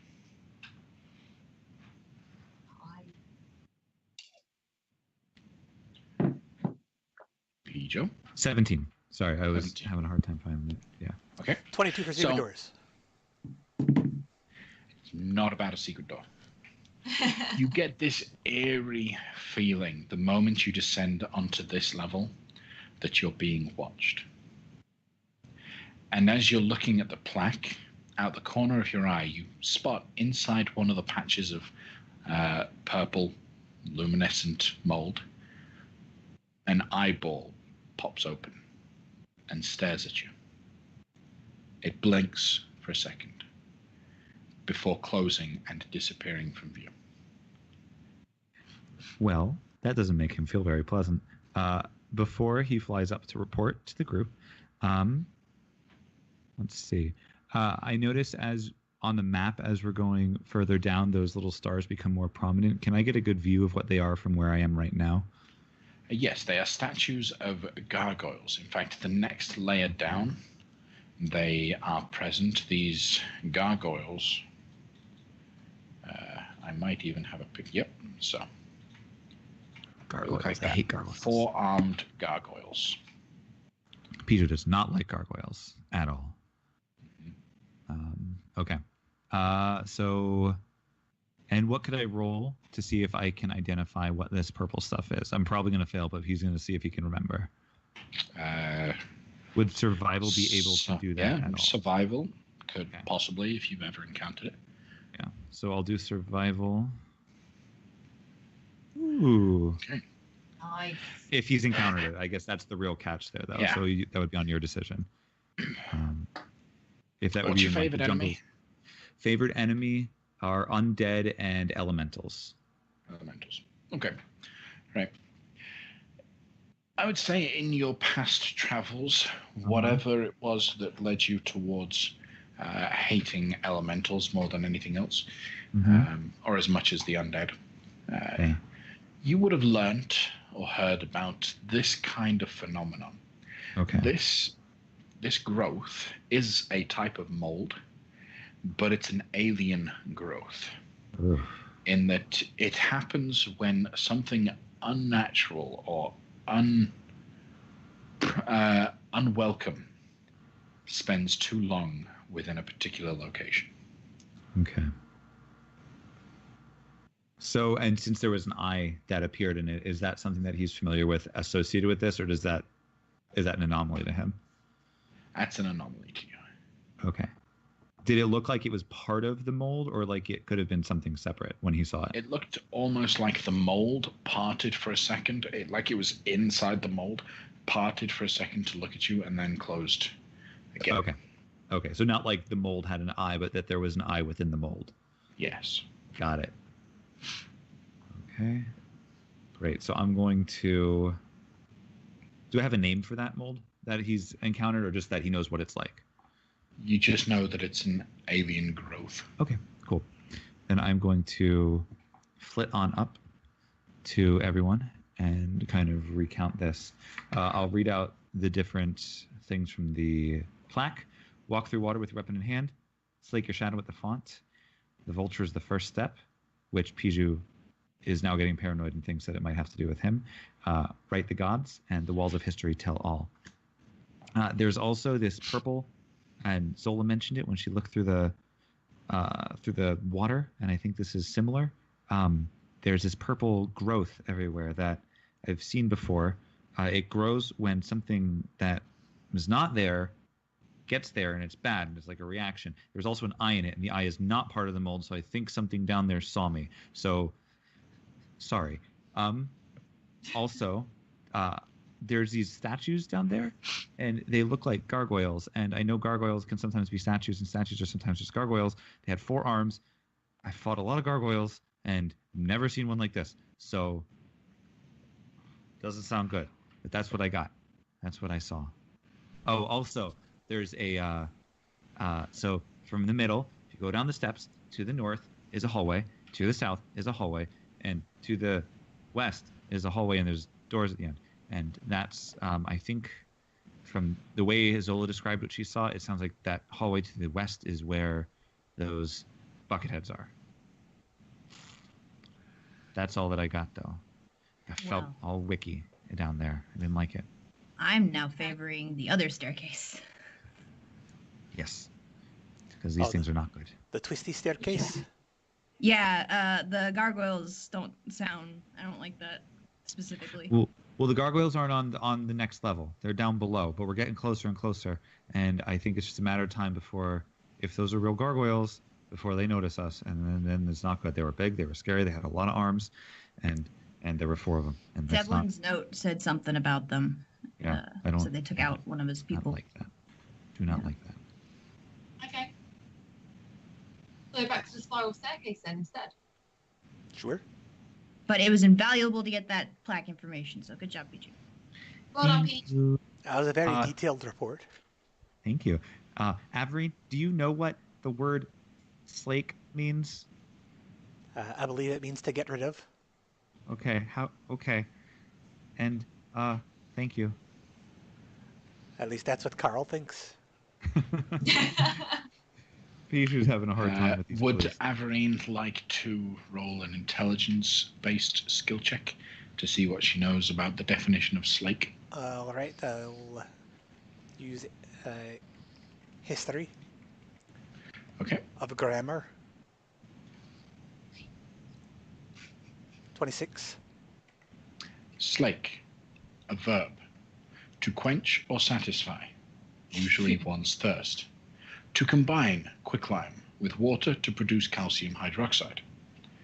I don't think the second definition is a thing in the Faerun, so I think you're probably safe with the quench or satisfy. If you consider, if you quench your thirst, you're getting rid of the fluid that you'd be drinking. I think it's the same as what I initially said. Oh, you're so smart, Averine. All right, let's go back up to those twisty stairs. No. Okay. Oh, So what is the marching order as you guys head down the stairs, the winding stairs in this space? I'll volunteer to go first with my Okay. invisibilities. And who's after Zola? mm, Okay. It's a bit of a tight squeeze for you. mm, The bear I will. goes in. I will follow the bear, recognizing that the bear is a giant bag of hit points, who I am not helping by standing in front of. Who's after Captain Laszlo? I'll go after Captain. Okay. And after Carmen? I'll go up to Carmen. Okay. I'm going to be above, like behind the bear, but above the group. Is it too narrow for that? It's too narrow for that Okay. kind of behavior. Okay. Zola can be on the ceiling, but it's Right. as if she's on the floor, just upside down, as she's moving down the upper part of the spiral staircase. Okay. I'll stick So you back. guys are fairly cramped. The Dow will join you when there's space, but as the staircase works its way down, it does continue onward, but you can get a rough estimate that you are on the next floor here. This is the first door that you come to. What do you do? Check for traps. Roll a perception or investigation. Perception. Doesn't look to be trapped as best as you can see. Is it just a push, or It is just a simple push to open a door.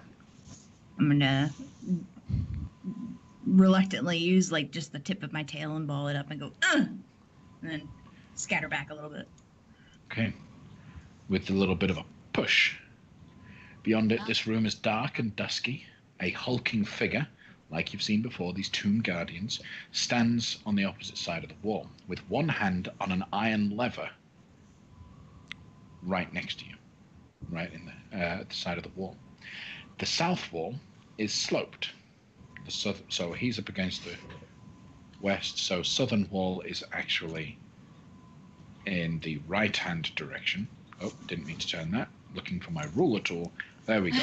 So this direction is slightly sloped and has a large rectangular window 5 feet wide by 7 feet high. I actually have a handout that helps to clarify the layout of this because it's a bit of a weird room.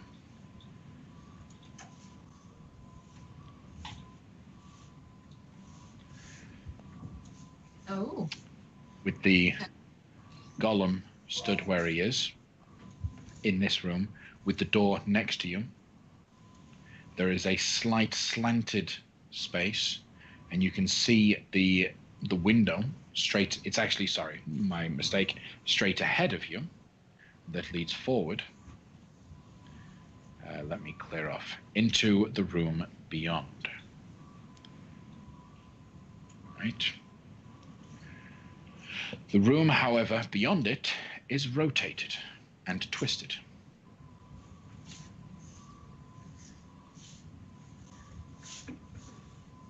So where are we in this diagram that you sent us? To the left of the white block, to the left of the flesh column. So That's that, the okay, door so that that you've white just block come is the through. door, Yep. and we're on. Straight okay. ahead of you is the window that opens out into the space beyond. The invisible window drops down into what is a room. But the That's a room big trap. is rotated right now, and it appears to be shifted, because you can see luminescent fungi in that room. But the luminescent fungi in this situation is actually rotated to be on the side, which it's in no other room, no other corridor that you've seen thus far, has the luminescent fungi been on the side of the wall. But you have a stone guardian stood where you are with a hand on the lever. What do you guys do?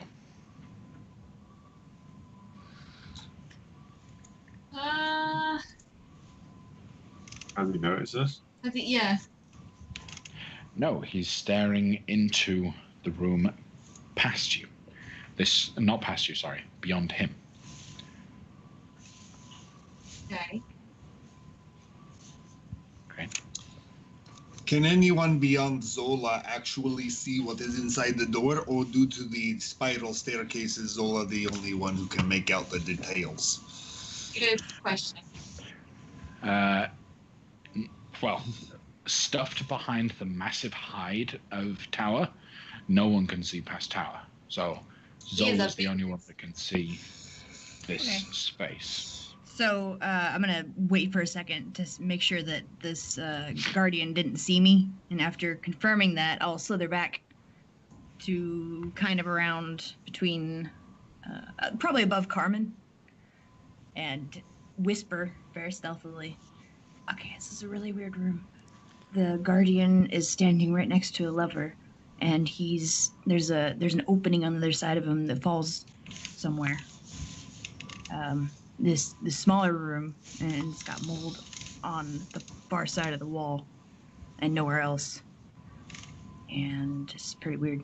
Do we want to try to kill the golem or pull the lever with him in it? Well, we don't want him to touch that lever by the sound of it. We need to know what that lever does. So is there a way that we can distract him or get him away from that? I mean, we can kill him, but... Might be able to like lasso the lever and pull it with him in it to see what the lever does, and if it does something detrimental, it'll do it to him. Okay. Carmen is thinking very, very quickly what she can do. Yeah, I think that might be an idea. My worry is that if he knows that we're here and he wants to, and if it kicks off, as I'd say, he might just pull the lever, and then that might be a big no-no for us. It might be an absolute mess getting through there.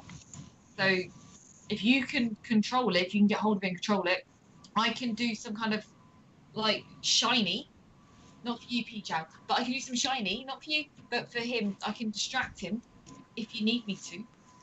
But if he's not looking anyway. I'd you like guys to get saying off. this quietly? Yeah, super quietly, super quietly. Yeah, roll a stealth check. Okay, I'm going to then, actually, I'm saying it as a message. I'm whispering it to her ear. You can't retroactively decide that you're using a spell once you find out, oh, maybe we're not being quiet enough. I thought Tower's farm would have been a bit soundproofing. I will roll stealth, no worries, okay. From all parties that were speaking. Sorry, Aaron, you can't see me winking at the camera, so I'll... Okay. I'll roll a stealth. Zola's very hush-hush. Carmen's very hush-hush. Yes. Averin, you were about to speak. Do you continue speaking? Well, if they were speaking, I would have said, I'd like to get off the stairs. So yes, I will have said that stealthily. Okay. Of 18. So, stealth of 18. Okay, so it is quiet enough that the golem doesn't hear you. Whatever you guys are going to do, I'm going back up for the time being until we can decide. If we want to draw him up, that's fine, where we can all get a shot at him. But in tight quarters, we can't do anything as a group. That's a great idea. We can go back up there and lure him up. Do you think he'll leave his post? We can definitely try, at least. Okay. All right, okay. If we are going to do that, perhaps some of us should actually go and be below the stairs so that when he comes out, we can get him from both sides. So some of us continue down the stairs and others of us stay up above, and then when he comes out, we... I've already started walking back up. Did the stairs keep going down from where that door was? They do. There is another level below. Oh, that'll work then. Okay. Okay. All right. Let's do that. Okay. So you guys start making your way back up or back down? I will stay above, and Tower, you go below, and then you and I can be the front line while everyone else goes pew pew pew from behind. What are you doing to attract the attention of the Tomb Guardian? I can send a prestidigitation, nice bright light down there. Oh! Okay. Is that what you do? I'll do a nice little spark. It'll be sparkly and Carmen-like. So Are any of us going down the stairs, or are we all going up the stairs?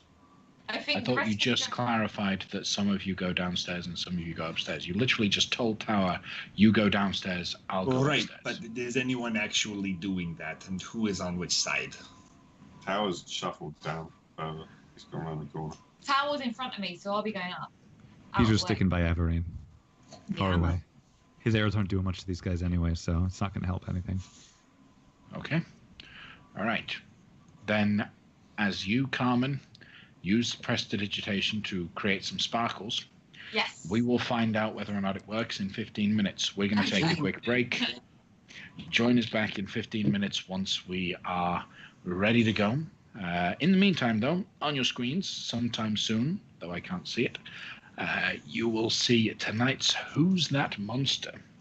So, type in the chat, let us know what you think it is. Hint, something to do with last week's session. We will join you in 15 minutes where we find out what that is, okay? Cool. Welcome back, everyone, after the break. Thanks for sticking with us and being back here. So, on your screens, tonight's Who's That Monster? It is the Grey Slard, the creature that was initially offensive, and we did find out through double-checking rules that a creature that is invisible whilst casting a spell does not become visible until after the spell is cast. So that's a good little bit of extra rules clarification for us. But so let's continue on where we are. Carmen just used prestidigitation Yes. to create some sparklies and draw the attention of the Tomb Guardian. The helm shifts. You hear the clunking of metal. And then the Guardian turns and walks down a different corridor, Uh-oh. Ooh. away from you. Exactly as we drew it up. Okay. Okay, so what do you do now? Do you want me to try to get a rope around that lever and pull it without us being in the room to see what it does? If you're in earshot, I'd say, let's wait and see if it comes back. How long are you willing to wait? Can I Right. take a short rest on the stairs? If that's what you'd like to try. Let's give it a minute. What do you? I mean, unless we're in a hurry to pull this lever. Would we Out of not want to- curiosity, who is the furthest back up the stairs? I'm totally in that hallway up the stairs.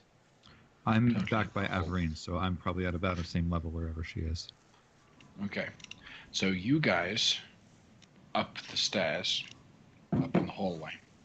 Watch as that Tomb Guardian that didn't come up that way starts walking up the stairs towards your location the other way. He's coming up this way.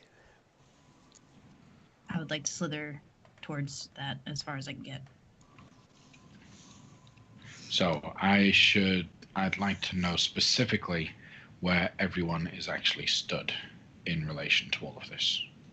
So with the stairs, Tower went down a level, and then the rest of us went up with Laszlo at the front, if I'm correct. Which would now be the back. Yeah. So it would be Laszlo, me, PJ, Avery. Well, on the map I am where I am. I stood back so I can see the top of the stairs and have an angle to attack whatever comes up the stairs is what I'm doing. Okay. Where is my And token? the thing, I'm not sure where your token ended up. healing. My targets are on their own. That's because you're down level. But that's fine. I didn't do that intentionally. It's a nice little fluke, but I didn't do that intentionally. I can grab you back in. Zola, somewhere down there, and So sneaky. Tower, somewhere even further down. In bear form. Okay, so the Tomb Guardian walks up after hearing that. Averine, you see it coming up this way. What are you guys doing? I shoot it. Okay. Rather than playing this out turn by turn, you guys blast away at it with whatever attacks and minor abilities that you have. Its aversion to fire really hinders it right now, and you will destroy another Tomb Guardian. Whoop whoop. Right? We'll go back down where we were. Let's save time. You won the battle. Skip it.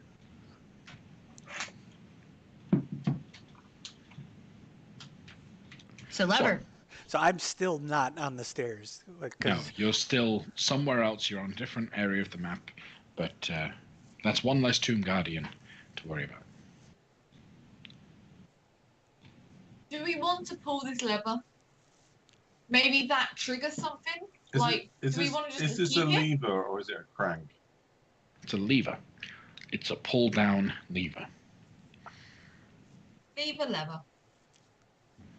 Okay. Well, I don't think we should pull it if we have to. Unless we have to pull it, do we have to pull it? I'm worried that's going to trigger something off that we don't want to trigger off, and he's standing there as a, as an alert type thing.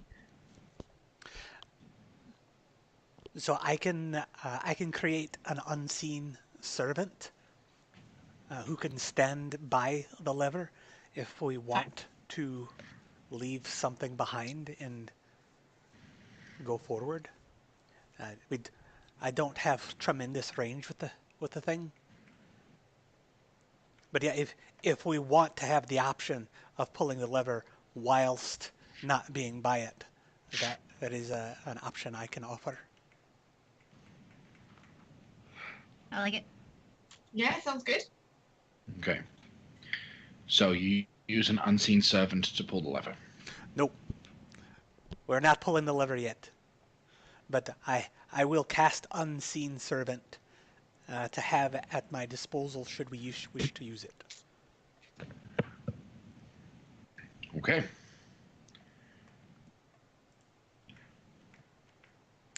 All Then right. what are you guys doing? So what's in that room ahead of us? So all you can see is a door ahead of you. It's down a drop that for now is open, that you can drop down. If you were to go through the glass wall, you would drop down a hole into a room that is kind of curved and round, at which point there is a door on the other side.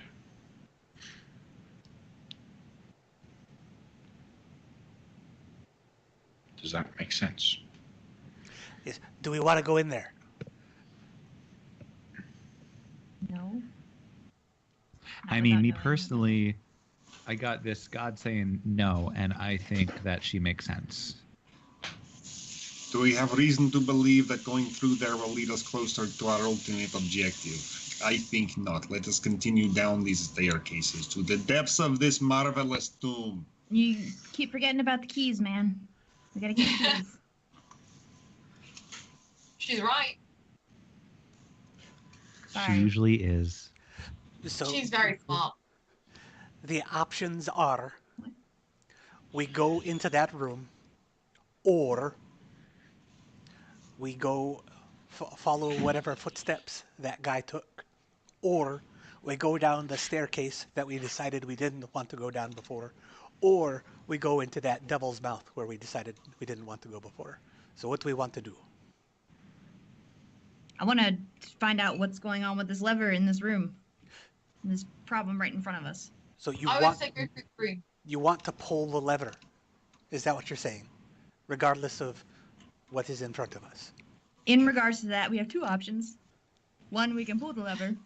Two, one of us can descend down that hole and try the door. Maybe this is how it's supposed to be. Sounds good. Or at least listen.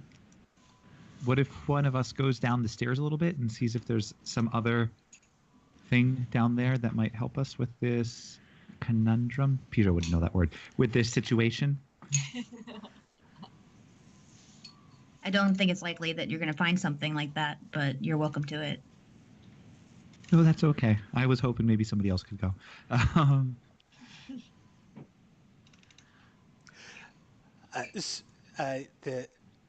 Okay, I'm gonna walk up to that glass. Okay. All You right. walk up to the glass. You can see a number of things. One, the door in front of you is covered in a bunch of images that appears to be of different kinds of lesser creatures bowed before a demon face. The walls of history tell all. You also see that on one of the walls, one of the sides of this cylindrical structure, an eyeball pops out to look at you. Watch your progression. You all, well, Averine can see it, and then it closes its eye and stops looking. I see some pictures on the wall. Purple slime with an eyeball in it. Anything else? Nothing else. Other than the door across the way. And this glass, is it like thick crystal, like on the first floor, or is it thin? It looks like it should be about as thick as the previous encounter, but it is perfectly clear. So it looks like glass rather than crystal. It looks weaker, if nothing else. All right. With my shield, I touch the glass. Tink, tink. Nothing happens. I touch it louder. Are you trying to smash the glass with your shield? No, I'm just trying to see if there are any reactions. No reactions when you touch the glass with your shield. All right, so I call back. I'm gonna break the glass. Are there any objections? No. I break the glass. If Okay. I can. The glass shatters. You now have an open doorway that leads into a small corridor. The corridor is a 5-foot wide corridor with a hole at the bottom. That is that room. That is the rotating room. Okay. Right. Piju, this drops down. How do you feel about flying down there? On it. Come in. Excuse me. Hey, okay. All right. I'm going to go on down in there and see what I can get. And I'm going to hold my breath because that stuff looks stinky. Okay. You go on in. You drop into the room. You can see the fungus. Eyes pop up to watch you again. Closes. Eyes just plural? keep. Or Yeah. Eyes. Multiple. okay. Does Okay. it look like the same eye Watching that I it. saw before? Or same kind of eye, not the same eye. But... Is Pijo likely to be able to differentiate between two different eyeballs? I was going to say not the same eye, but like it's the same kind of... Looks exactly the same style. Yeah. It's not like a lizard's eye versus a human eye or something like that all of a sudden. Okay. Yeah. You slip into the room. Mm-hmm. The room begins to violently rotate around you, Well, I'm closing off the path that you had dropped into, right? am I stuck in here right now? Is that what I'm understanding? You're floating in midair, so at least you're not being thrown around, Uh-huh. but the room begins to spin. As it does so, the door on the other side, which apparently is not spinning, has the demon face on it, exhumes a jet of soporific gas that dissipates quickly. I need you to roll a Constitution saving throw. Oh, Also, someone needs to look up the word soporific. Don't slake it. Tending to induce drowsiness or sleep. A drug Oh, or nice. other agent that induces sleep. Soporific. So, you are okay. You hold yourself together, but as the doors start spinning, the room starts spinning. Averine, Zola, everyone else, what are you doing? You're cut off from Pijo. So I'll use my Reach unseen. out, you okay? Okay. I will use my One unseen at a servant time. to Yeah. to pull the lever to try to right the ship. Okay. You pull it just at the right time. The door clears open. Pijo, you're still in the middle, kind of shocked Oh no, a he's little definitely bit not that- still in the middle. He's definitely bolting out of there immediately once he gets the chance So, to. as it opened into the same position that you had entered it with. So the door is open. You can fly up, out, but the door on the other side is closed. That door just spit a bunch of really gross stuff at me, and it wasn't good. It was scary. Everything started spinning around, and I'm not. Somebody else can go. Laszlo, use your shield. What did you touch? What? What's the shield gonna do? I deal with people who are attacking us. I do not deal with traps. Perhaps my story where all of my compatriots fell one at a time to traps. If it was not clear, I was not at the forefront of those adventures. I'm not going back in there. There was I'm one gonna- of those demon face that we saw that the dwarves were wearing, and that the shadow thing was in, and all those bad things. There was a face like that on the door, and it was not good. And I'm gonna no. give Piju a hug. I'm gonna just take him into my arms and in my tail and just soothe him and kind of pet like his head. he was tense, and you feel him start to like very, very slightly relax a little bit, but he's still very like. You're safe shaky now. a bit. You're safe now. It's over. Oh, okay. Carmen wants to sing a song, but she realizes it's probably not the best time, so we'll not do it. What did you do It's to not set the good. trap off? What triggered the spinning? I was just there. I just went in there. I was floating in the space, and then it just started spinning.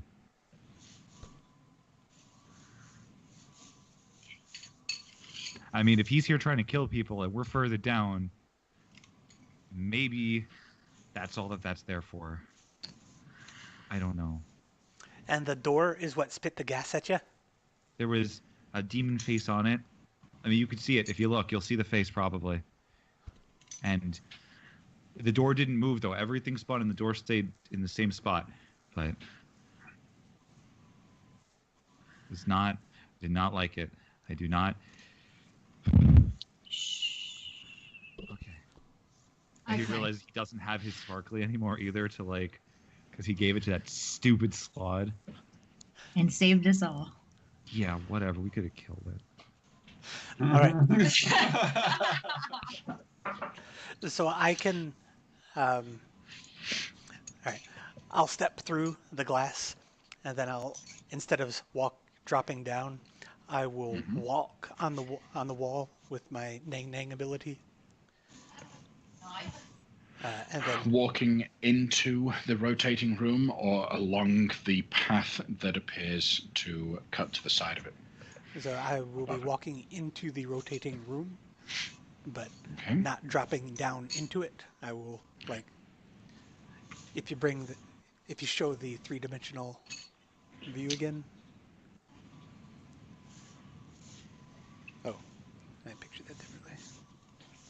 So, the question is, if you're going to use your Nang Nang ability to walk down, there are effectively two options for you, because the hole is right up against one corner of this. You can walk and be on the wall, on the back wall, or you can walk in such a way that when you enter the room, you're actually on the ceiling of this room. I would like to make the quickest route to the door and try to open it. Okay. Entering into the room, you begin to walk. The moment your body crosses into the threshold of the other room, it begins to spin wildly. Now, you using the ability that you have to firmly walk along the wall, are stuck to the wall, thankfully, so you don't get thrown about or knocked prone. You're able to walk along it towards the door, but while it's spinning, the door is going to have a bit of fun. Once again, that is a soporific gas that spews out, so I need you to roll a con save. I will use my portent of 11 and add it to my constitution save bonus of 5 for a total of 16. Okay, that is a success.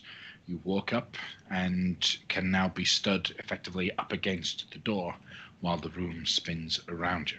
Can I open the door? Yes, you can.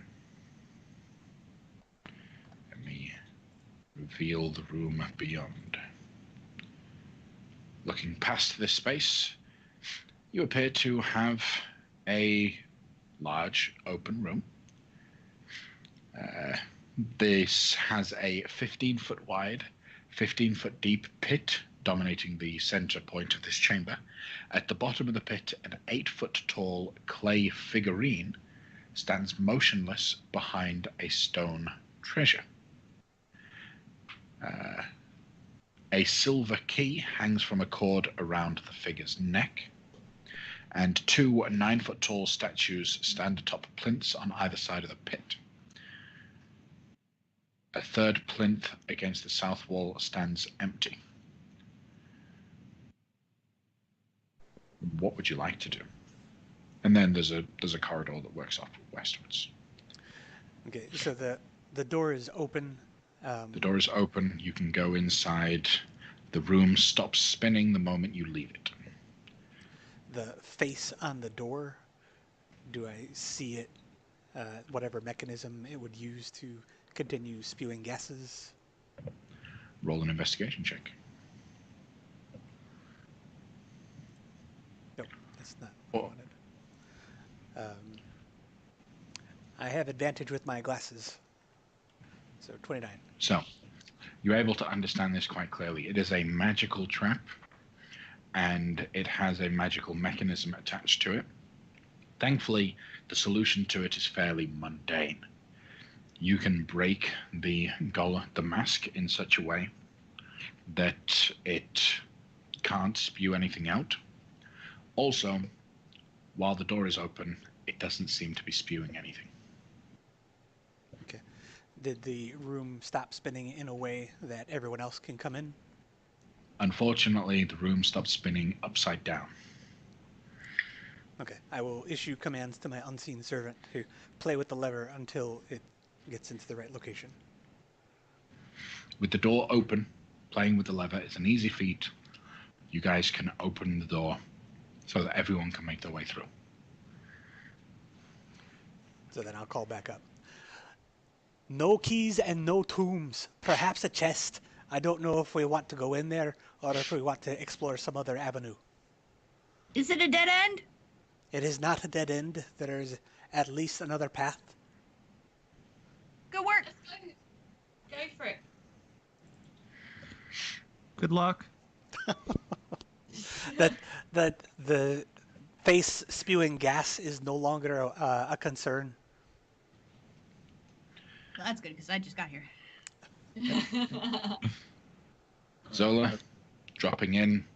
It seems that while the door is open, even the spinning mechanism has stopped. Confirm. Piju is staying very close to Zola right now. So, everyone can make their way in safely and securely, and the Tao will follow. I just realized we've got 2 Zolas. Let me get rid of the second one. Oh, we have 2 Zolas? We did for a second.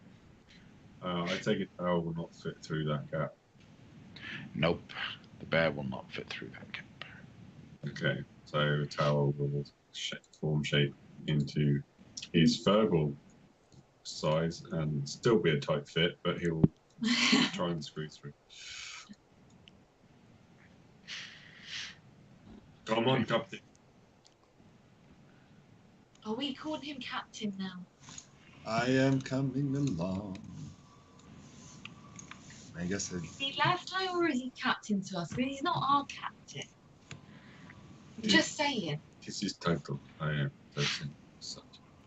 Okay. So, from this position, Pijo, you notice something a little bit more than Averine did. What with your secret door proficiencies. There's a secret door. Guys, there's a secret door right there. Nice. So just to recap, in case everyone wasn't here when I was describing the room, there's a statue ahead of us, and it's got a key around its neck, and a chest down below. So, in this room, you have 3 pedestals. On the 2 on the left and right side of the 15-foot pit, the pedestals have statues on top of them. One of them looks like a hooded, bearded male figure, with his left hand held high, index finger pointed up. The other portrays an armored male knight with his gauntleted right hand extended, its palm facing inward toward the knight. The other pedestal does not have a statue on it. However, there is a clay figurine that looks to be about 8 foot tall. At the bottom of this 15-foot pit, it has a silver key around its neck, and there is a stone treasure chest at the bottom of the pit. I'm gonna look up because that one statue is pointing up. Okay. You don't see anything in particular on the ceiling. However, can I have a reach into the palm of he's got like an open palm, so he's facing the other one. Can Tower just have a feel in the palm to see if there's anything in there visible? there's nothing in the open palm that you can feel. Can I cast detect magic? Yeah. Oh, well, Casting no, detect right, magic. That doesn't so ignore that. I wanted to see if I could see invisible things, but we've already decided that you can't see invisible things with detect magic. So You can Yeah, the see lantern. the invisible spell. Like if something is invisibly invisible, then yes, you can see the magic around it. If it's in a position where you could see it, but not behind total cover. Averine will recognize the statue of the bearded man as Azuth, and the statue of the knight as Torm. It's a symbol. Right, the gods.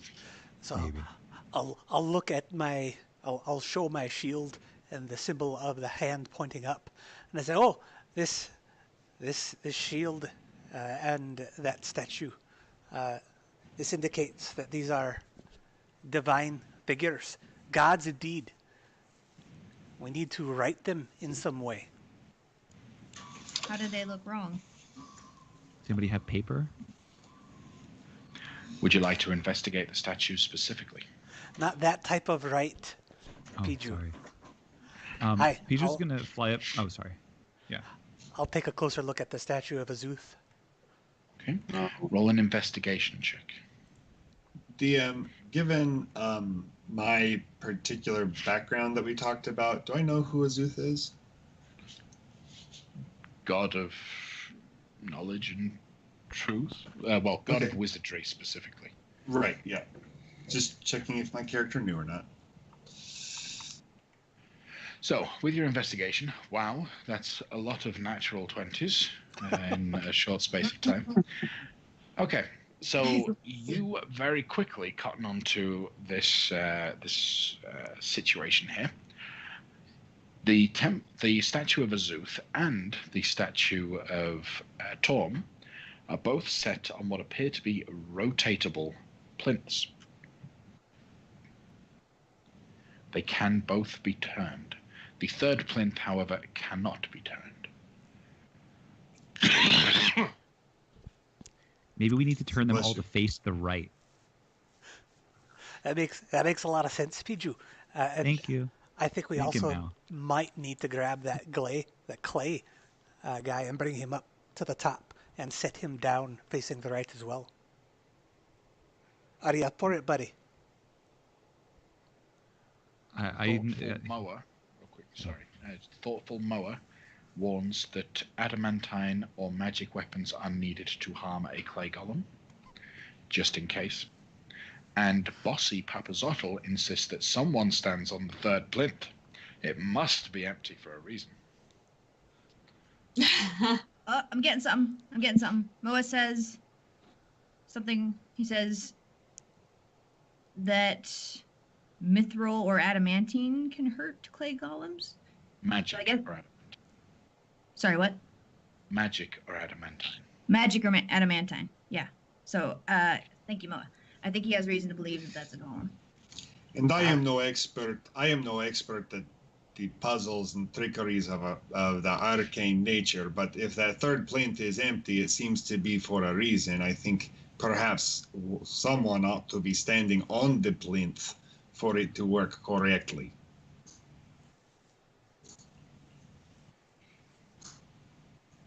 In fact, perhaps I will undertake that. I will go stand on the plinth, as I do not think the rest of this is quite my forte. I will. But the rest of us are just looking at each other. Like, I will turn Azuth to the right.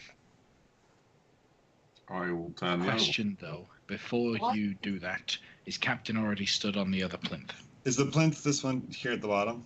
Correct. I will go stand on the plinth, expecting terrible things. I go onto it with my shield up and taking the dodge action as I stand on the plinth. Very carefully. Gingerly do I step upon the plinth for fear that it will fall out from under me and leave me in some sort of hole. you're very brave. Well done. So I would have begun turning Azuth before Laszlo made his way over there. Okay. Then if you do so before he gets over there, as you turn the statue to the right, you get stopped once you've turned it 90 degrees. In that moment, there is a flare of energy, and the clay figurine, or clay golem, that was inside the pit, teleports to stand on top of the plinth. You let go of the statue, and it begins to grind back 90 degrees. Tower, you said you were turning the other one? Mm-hmm. Okay. Just for the fun of it, we're going to time this absolutely perfectly, such that as soon as the clay golem stands on, gets ready to attack Captain, you turn the other one to the right, it stops at 90 degrees, and the clay golem, being that it stood on top of the third plinth, gets magically transported and teleported to the bottom of the pit. Nice. And then the How other deep is the statue pit? begins to stop and rotate back. It's 15 foot deep. Thank you. Does the clay golem or clay figure at the bottom look like it is intent on hurting us? Yes, as soon as it teleported up, it was ready to attack Captain. Rude. All right. Well, I guess we should unleash our weaponry at it while it cannot reach us. Okay. So you guys spend time and energy attacking. Now, this golem, while it cannot reach you for where it is immune to non-magical attacks. So the question is, do you guys have enough damaging stuff to be able to hit it without expending any of your vital resources? Cantrips, I suppose. Yeah, I think Averine can I've got firebolt. those cantrips. I've got Eldritch Blasts and stuff. Then slowly but surely, you'll take out another creature from far away, from the safety of that location.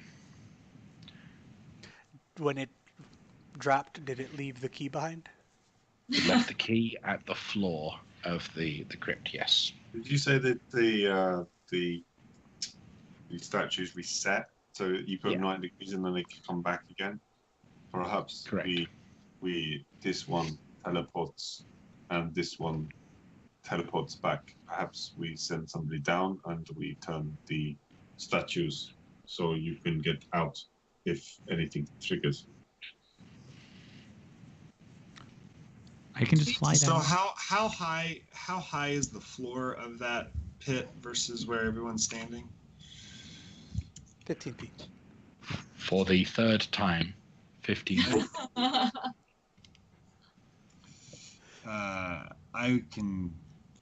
I will volunteer to go down. Okay. The tower's going to turn his one. Okay. You rotate it, and Captain Laszlo gets teleported down into the pit. You are stood before a large stone chest. There is a silver key on the floor, and the chest seems to have a silver locking mechanism. Conveniently. Not wishing to look a gift horse in the mouth, I will pick up the key and open the box. While holding a shield in one hand and opening it in the case it explodes, and I can use a shield to protect me.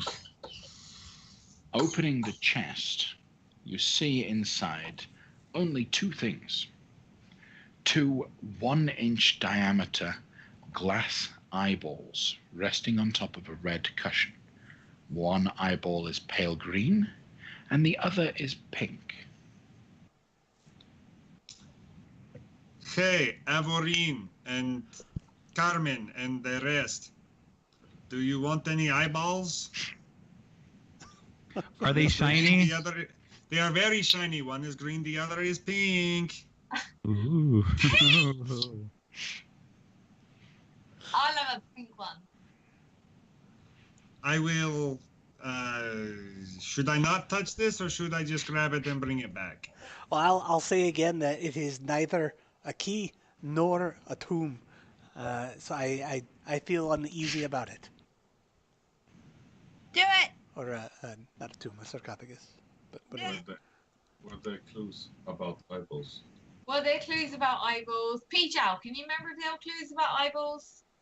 Well, I mean, sometimes the clues are a little more confusing than they could be, but nothing seems like it's about eyeballs unless they're about vulture eyeballs. Does anybody know vultures have green and pink eyes?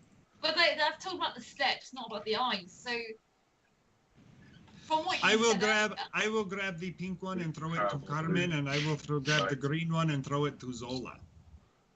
Zola's in. Who's invisible? I will throw them both towards Carmen and hope that someone grab them. she'll grab. She's good. Catch Alright. like a man. Captain will be stuck down the 15-foot pit unless someone helps him up. I'll turn the Azuth statue. Okay. And he gets back up. I have 2 eyeballs. You have 2 eyeballs. I will keep the key for Crystal eyeballs? this. They look like glass eyeballs. 1-inch diameter glass eyeballs. They're non-magical. They don't seem to be of any particular arcane persuasion. Perhaps they are useful elsewhere in this tomb. Aye. Carmen will just pop them in a pocket in her jacket for now, just in case. There's just looking at the statues again. Their eyes are fine on those Yeah. statues, aren't they? Yeah, those statues are fine. Okay. Which way do we want to go? You say there is a door here, Pichu.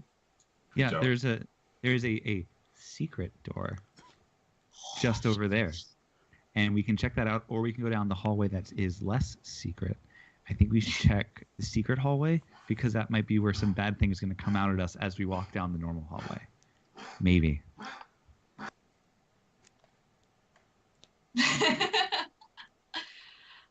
I'm happy either way. I hear heavy breathing from down this hallway. It sounded a bit canine. Yeah, that's just the ambiance of having an elderly Chihuahua. Okay. It really knows how to set the mood, you know. I have never faced one of these chihuahuas.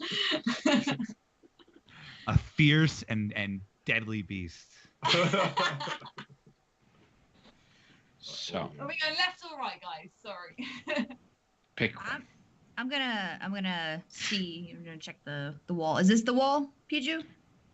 Yes. All right. Be Like careful. most of the other secret doors here, they are a simple push to slide away door mechanism. It's fairly easy to see with your passive perception.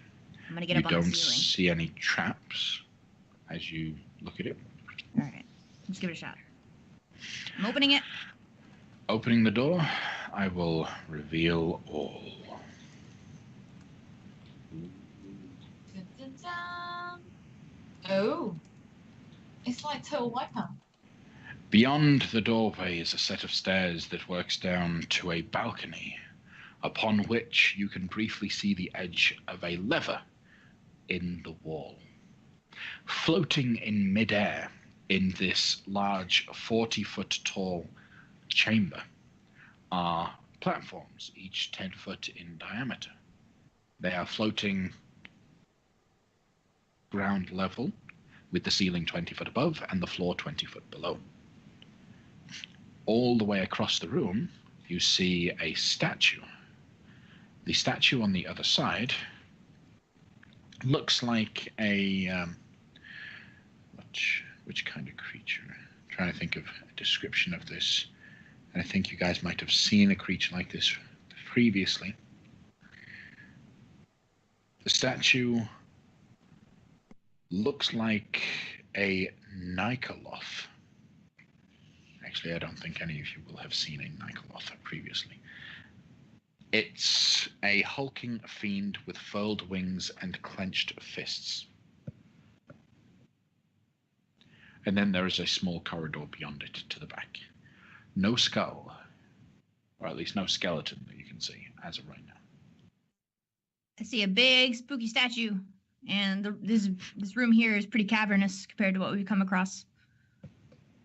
I kind of want to step in there and see if it activates anything. So I'll cover you. Zola. Okay. Let's do it. I'm gonna just have my bow and arrow out, ready to protect her if she needs it. Still on the ceiling. Up on the ceiling, you seem to be fine. You can move around it. No ill effects.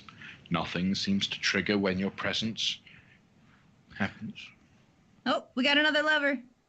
Ooh. Have a look. I'm gonna make sure I fly around that purple stuff so I don't touch any of it. It'll spray a little cloud of gas at you, but it's more like it's spitting because the gas is harmless. I spit back. Piju, would you feel comfortable checking to see if there are any other invisible doorways in the room? Or do you want me to go check out that statue before we do that? I will. I think it's safer for me to do it than you. Okay. I won't plummet to my death if anything were to happen. Well, I won't either. Oh, that's true. Well, I'll look for some hidden stuff, for some doors, and then we'll see what's going on. Okay. So I'm gonna see if I can see anything from this area before moving on. Nothing from here. Nothing It's a pretty large cavern. Yeah. It's So you said well it's lit by torches on either side, but it's a large cavern. No, you said it's 40 foot. It's 20 feet above us and 20 feet below us with these platforms on level with us. Is that right? Yes, and the platforms are floating in midair Ooh. magically. What's on the bottom? Do I see anything down there? Just flat ground. It's flat ground. Okay. And let's see. So I'm gonna fly a little bit carefully, just a little bit up, to see if that does anything. Because apparently, Peter's learned that moving in the wrong spot can cause everything to spin and get really scary. Everything looks fine. Nothing Alright. seems to trigger. Gonna keep on going, flying around, looking for for secret doors. You'll Or look anything through the entire room and Yeah. you won't see a single secret door. Okay. What you will notice when you get over towards the other statue, if you're going all the way over there, is that in this winged beast's hands, clenched fist, you see that there is another glass eyeball. Okay. Pearly white. And in the other hand, a scarlet eyeball. Okay. Now I'm just curious. The kind of creature it said it's winged. It's got big burly arms. Does it have a vulture face at all, perchance? No, it doesn't. Okay. I'm gonna report back about that. So there is a that scary guy. He has eyeballs in his hands, pearly white, and it was red. Right? Sorry, I'm the hands, the eyeballs, yes, scarlet and white. Okay, so there's a white one, and there's a red one. We surely need these eyeballs for something. I mean, they're being set around here like they're keys of some kind. Maybe not all doors need to be opened. Apazotl says all doors need to be opened. Obolaka says we should be real careful. This is just Bijou saying it because he's getting scared. He doesn't actually know if Obolaka's saying anything. But if you guys really want me to get him, I'll go get him. Maybe we find what we need them for first. Okay. Or something. It may be very likely if we find what we need them for, it will be too late. We will either have them in the moment or not. Yeah, maybe. So I will step out, and I'll notice that there's a doorway up there. Is that on level with us, or is that on level with the ground 20 feet below us? It is above you, slightly. It's above you by about 10 foot. It connects to the corridor. Actually, it's well above you, because you've actually stepped down to this position. It connects to the corridor that is above the rotating room. So it is above you. So is the ceiling of this cavernous area, just given how far we've gone down, is the top of the 40-foot, that ceiling, about at level with the rest of the floor that we first started on this level? Yes. Yes. Okay. It just gives me a good idea of spatially. Thank you. So, what are you guys going to do?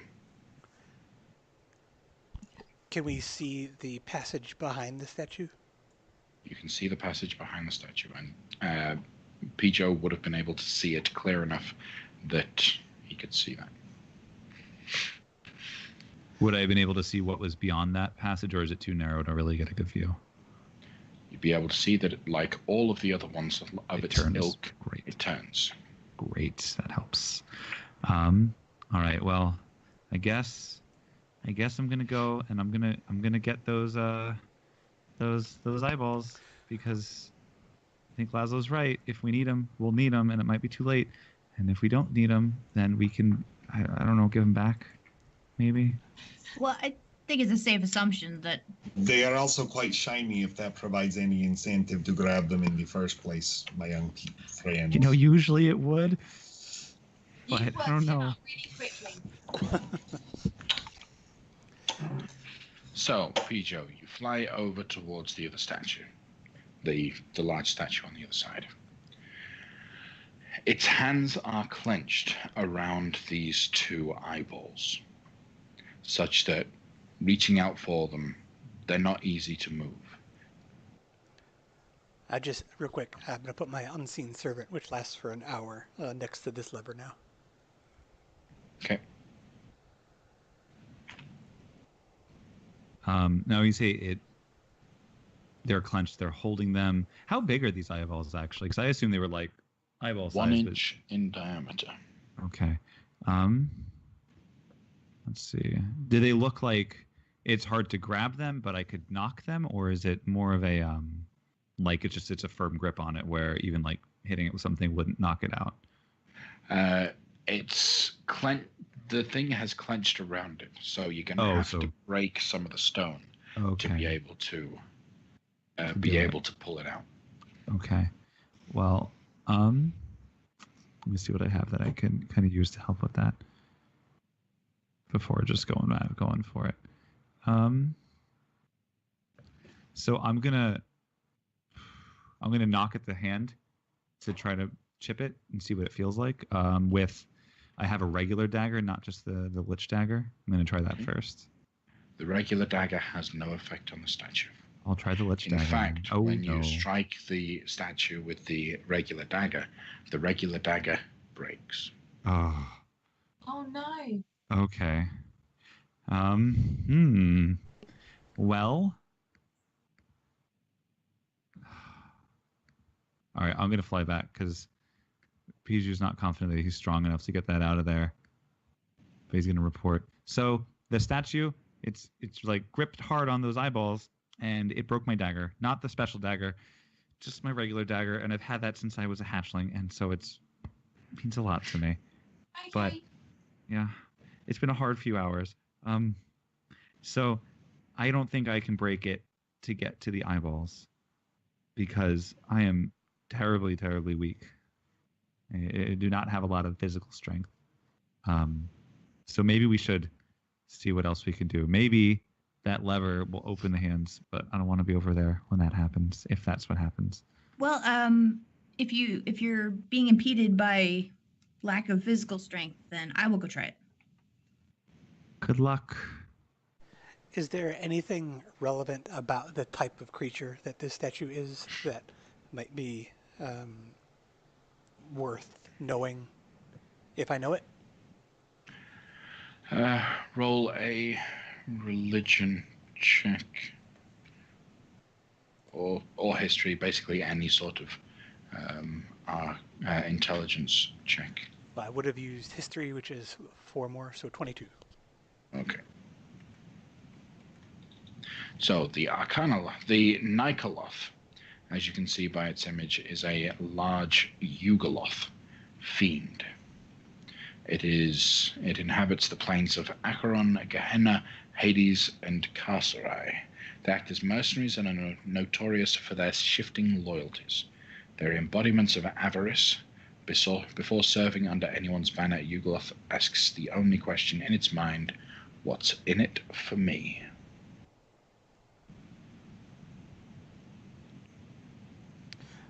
Before Zola heads off, I will impart this information to her. Okay. Maybe we have to trade eyeballs.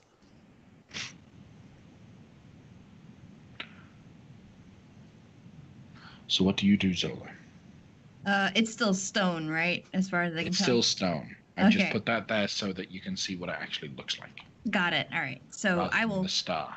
I will strike its hand with my cutlass. Okay. Roll an attack.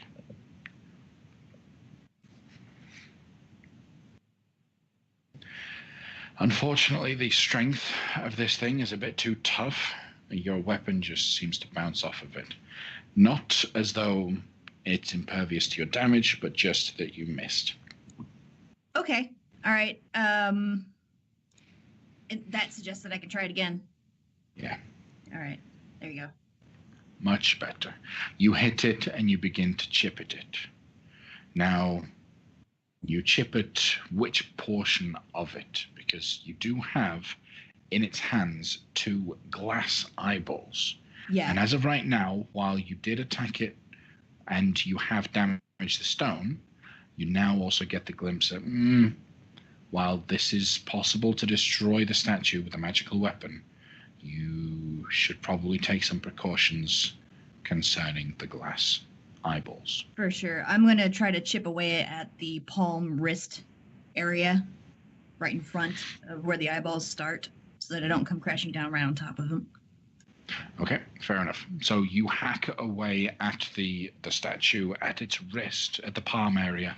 You'll be able to do so over the course of a couple of minutes, cracking the stone off and being able to free the eyeballs. You now have 2 more eyeballs. I will turn invisible again as soon as possible and get the frig away from that thing. Okay. All right. Got him! Should we investigate the way behind it? It's pretty small. It looks like it's 5 feet in width like the other ones. Yeah. A single individual could squeeze through. It becomes difficult terrain, but it is possible to move through. Last time that we tried something like this, Aluandu died. Oh, right. Yeah. Oh, harsh.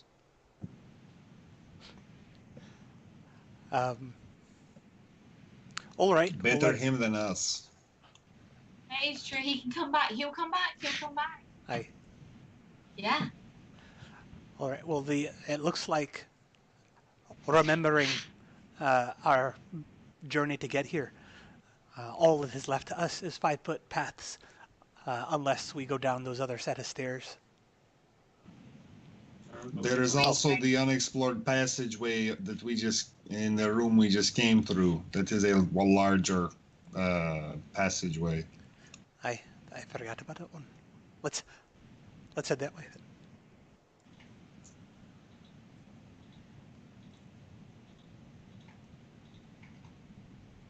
Okay. Following this corridor, it ends in a large door with a round mirror set into its surface, one with which you can see yourself in it. Around the edge of the mirror are 10 circular indentations, each about an inch across. Oh, no. This is where we need to put the eyeballs. We need 10 of them? You need 10 of them. You have 4. Oh. There better be something amazing behind that door. Is there any clue to... it's not relevant right now, but is there any clue to which order they've got to go in? Because of the colours of the eyeballs. The indentations don't seem to indicate any sort of required colour order. Okay. Let us go back through the hall and to the lever room that we passed previously. The other creature managed to circle around. There must be a way back to the main stairs from there. Yeah. Or we could just continue down the spiral staircase, which was the original plan until we ran into this little entertaining detour. Each floor has a key. Need a key. We need all 5 keys to enter the tomb. We need keys. Behind this door may be the key we seek. So we need the eyes. We skipped the room full of wine, so we might as well carry on this side. Let us head back into the main corridor. We may need to face those other 2 guards that Pedro saw. So how do we get there? Do we go back up, or do we take one of these 5-foot hallways? Let us take one of the 5-foot hallways to ensure that nothing sneaks behind us. This hallway is where the guard went through. It must lead back to the main chamber somehow. So we take that. Get to that one then. It's the safest one to take right now. Okay. So obviously you guys have to move through in a very specific order because it is a bit of a squeeze. So go through in your marching order. We should probably go through smallest to largest in case the largest gets stuck. So who's smaller, Carmen or Pijo? Pijo. Pijo. Okay. Carmen's Fine. got hips and boobs. That's true. Pijo is a 5-foot-tall bird that weighs like 90 pounds. So Pijo, you crawl through first, keeping a close eye out for hidden doorways, hidden passages, and shiny things. And before he goes much further in, I want to know, and before I'm at a too late of a spot to ask this, can he effectively have a shield or a weapon out while going through this hallway? Not really. It's going to be a very tight squeeze. Sure. Okay. Okay. Moving on. You press yourself through and you push to reveal a small chamber with a door that is open. The secret door is already open into the main hallway. Uh-huh. In this room, you see a golden skull resting on a pedestal in the middle of this small, dusty room. It is a skull coated in gold. Ooh, Very shiny, sparkly. shiny skull. Super shiny. I'm curious. The other skulls that we've found, they were all bone white, right? Oh, not bone, but they were just All bone white, all came as a result of defeating an actual skeleton. Okay. Would Peugeot be smart enough to put that together, or would he? I'm trying to think. What's your intelligence score? 8. Nope. Mm-mm. So he, thinking that this is one of those, could be a key, is going to creep close to it, and he's going to try to grab it. Okay. As you touch it, it immediately begins to vibrate and levitate. And have you ever played the game Destiny? No. Okay. So what you have now is a floating golden skull that is going to stay floating over your shoulder just for the while. Is it doing anything? He just picked up a ghost. You just picked up a Destiny ghost. Parlance. Right. Does it talk? Hi. Oh, it does. My name's Yaka. You picked up Navi, and she's going to ask every 3 seconds if you want help on where to go. Hey, listen! Peugeot needs a lot of help.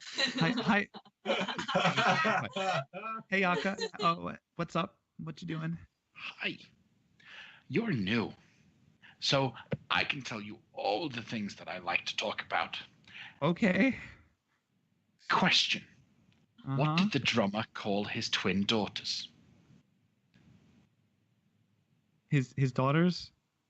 Hmm? That's what he called them? Anna 1, Oh. Anna 2. That's good. I like that. Yaka. You're funny. Yeah. Hi, my name is Yaka. Hi, Yaka. So, Are what we brought you? following Piju? Do you come here often? I mean, only once so far, but it's been nice. Peter, who are you talking to? It's Yaka. Who's Yaka? You know Yaka, the golden floating skull? But you've already got God inside you. What? Yeah, Yaka? Does anyone need an ark? Because I know a guy. Man, I don't even think that I understand that religious reference in this world, but it sounds like a good joke. Let me tell you what. So, how long you been in here, Yaka? What year is it? I've lived in a jungle my whole life. I don't know if I've really even looked at a calendar before, so I can't answer. Well, then why does it matter how long we've been here for? Well, you said if I was new here, so I figured maybe you've been here for a long time. I know I've been here longer than you. Yeah, oh, that's probably true. Do you want to meet my friends? Sure, I like friends. Okay, so I'm going to squeeze back through the tunnel to introduce Yaka to all my friends. Like, hey guys, this is Yaka. I think he might be one of those keys. Pardon? Would we see a floating skull? Yes, you would see a floating skull. Okay, that's scary. No, he's really friendly. He tells jokes, and I think he's one of the keys that we need. He's a skull, and he was hidden, so he's probably helpful. So we should keep him safe. Hey, Right. what do you call somebody with no body and no nose? Yaka? Get it?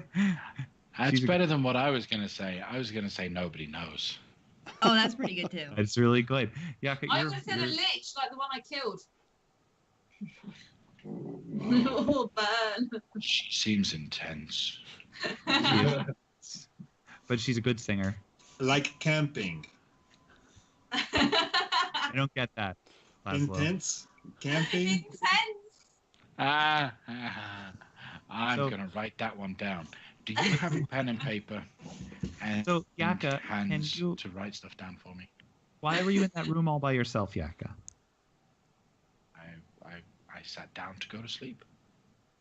You sat down. Okay. Did you see a big guy walk by like 20 minutes ago? Yeah. Okay.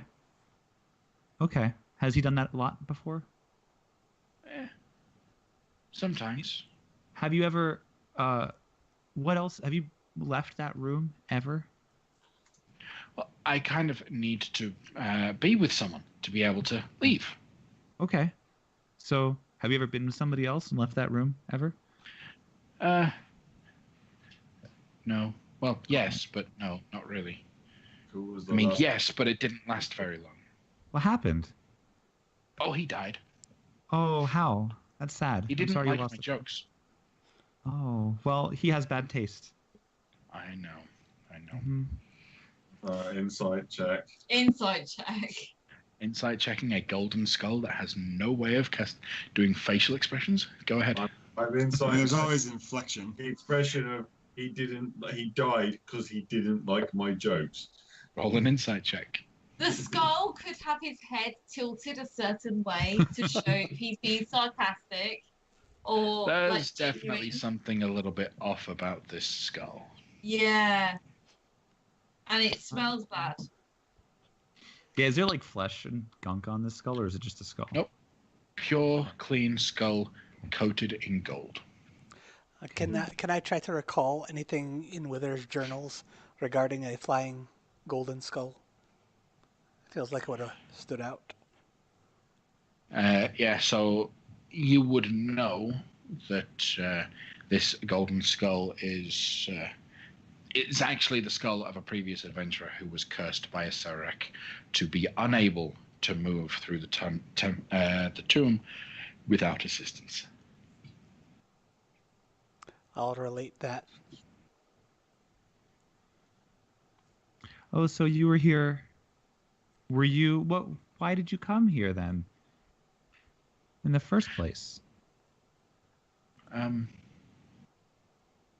To explore?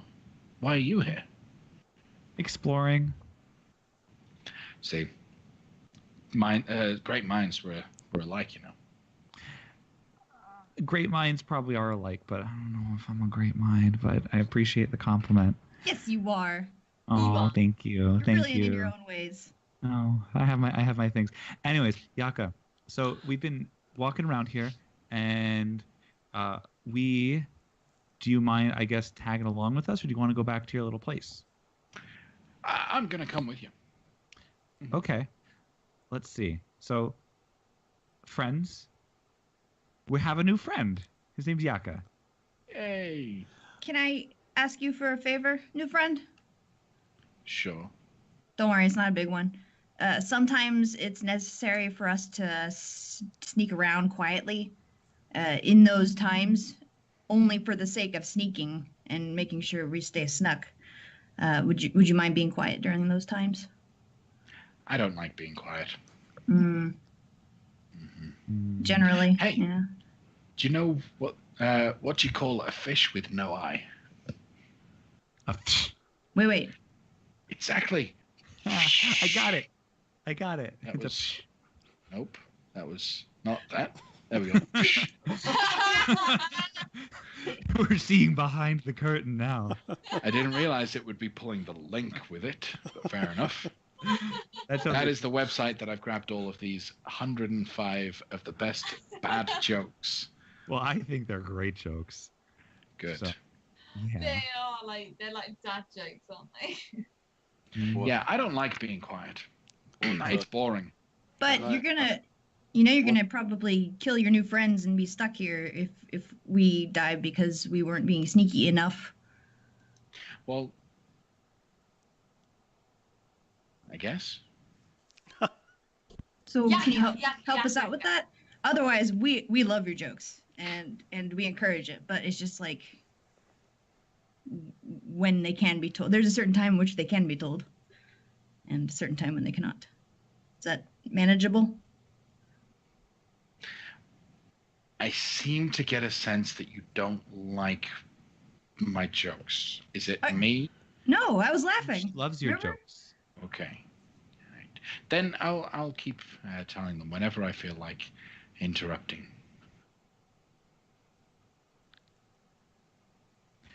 Well.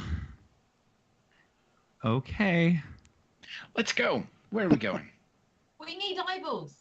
Yeah. Oh, have you seen any eyeballs floating around here?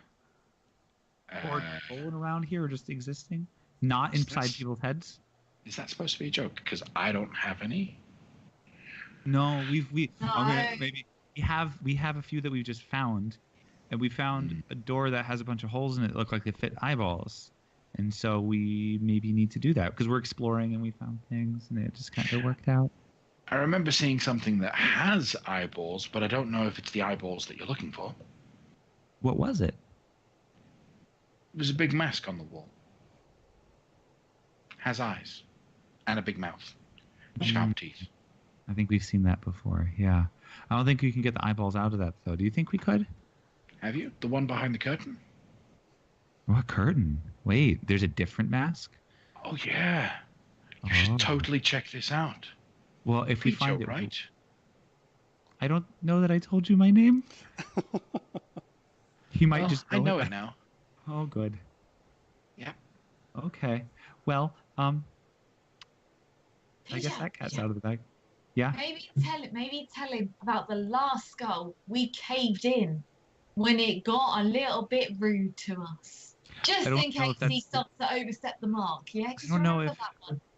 That seems like a mean thing to say to this guy that's floating over my shoulder right now. Bear it in mind. Bear it in mind. I will bear it in mind. I can tell jokes too. There you go. And I didn't even point at Tower that time. Yeah, I'm doing it. And he's gonna look at Yaka like, I can do it too. Okay. He won't get that one, but he will in time. So you carry on. I face palm invisibly. Oh, okay. Well, shall we continue? Carmen's feeling like she's missing a dagger right now. Like she could really do with a magical dagger. Anyways, so as we were, I went into the room. I found the key skull in the room, and it's with us, and it's Yaka. And there was also the secret door out to the hallway was open, because I think that's where our friend went through. So we can all go through there, and I think we'll get to where we need to go, or we can use the spiral staircase. Oh, I'm not a key. What? Yeah. Look, but you are. He spins around, so you can see that he's complete. Yeah, I'm not one of the keys that you need, I'm afraid. But you know about them. Do you know where they are? I know about them. Okay. There's one on each floor. Yeah. Yeah. Do you know where the one on your floor is? Oh yeah, I do. Where is it? Oh, I don't know if I should tell you. Are you sure you're ready for this? Yes. Okay. Well, Belcours takes care of it. He watches over it. Belcours. Yeah. Who's that? He's a Cerarex pet beholder. Whoa. I don't know what that is. But is he beholding the key?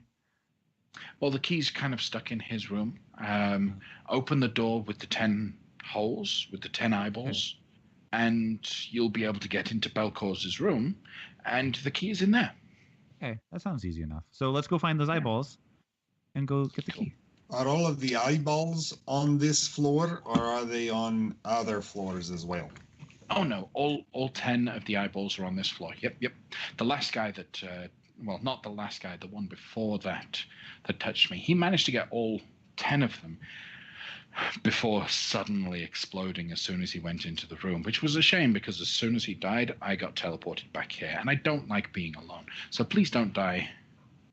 Do you know how he died? I mean, he exploded, but what happened? He turned to dust. Like, well, that's hard to do without lips, you know? Yeah. It was a good effort. Thanks. I don't have lips either. Oh. Okay. Well, I guess let's find some eyeballs and meet a Cerarex little pet. It's probably like a little dog or something, right? A beholder? Is it like a finder? A retriever? Yeah, it's a pet. It's a bit big, and it can see everything. You know those little eyeballs that you see all around the place? Yeah, that's Belcours just watching you. Oh yeah, that's fun. That's not what a beholder is. Would any of us know? Yeah. Carmen. Anyone can roll. Most likely, beholder. Carmen would know. Yeah. I think beholders are fairly infamous, we should say. So easy history checks to see if you've ever heard of one. So I got to reflavor how Pijo's been reacting to this knowledge then. now that he starts describing what Belcourse looks like, you start putting two and two together, and realize that beholder, as in, a beholder. That wasn't a pun about him holding the key, is it? No. It's not. It's and all of you with those history checks would recognize what a beholder is, being a fairly deadly creature that shoots eye rays that have the potential to disintegrate and insta-kill. It killed my daddy. It killed your daddy once. It did, but he came back. My dad is awesome. Yep. But it did kill daddy. So died to Karazakar. Yeah. So, with the revelation that the party need to collect 10 glass eyeballs through all of the traps within this level of the place, and I do say all traps, you will have to incorporate every room on this platform to be able to get them all. And the fact that the party will have to face a beholder in order to get the key out of this room, we're going to end tonight's session there. As our heroes contemplate, I'm kind of glad that this recollection came when I can't see my players' faces, because I don't know whether or not they're happy, sad, or annoyed that that they'll be overjoyed dealing with one of those. So overwhelming depression. Join us next week as we continue to dungeon delve through this dungeon, where hopefully we'll get to see a beholder fight. See you next week. Bye. Bye. All right.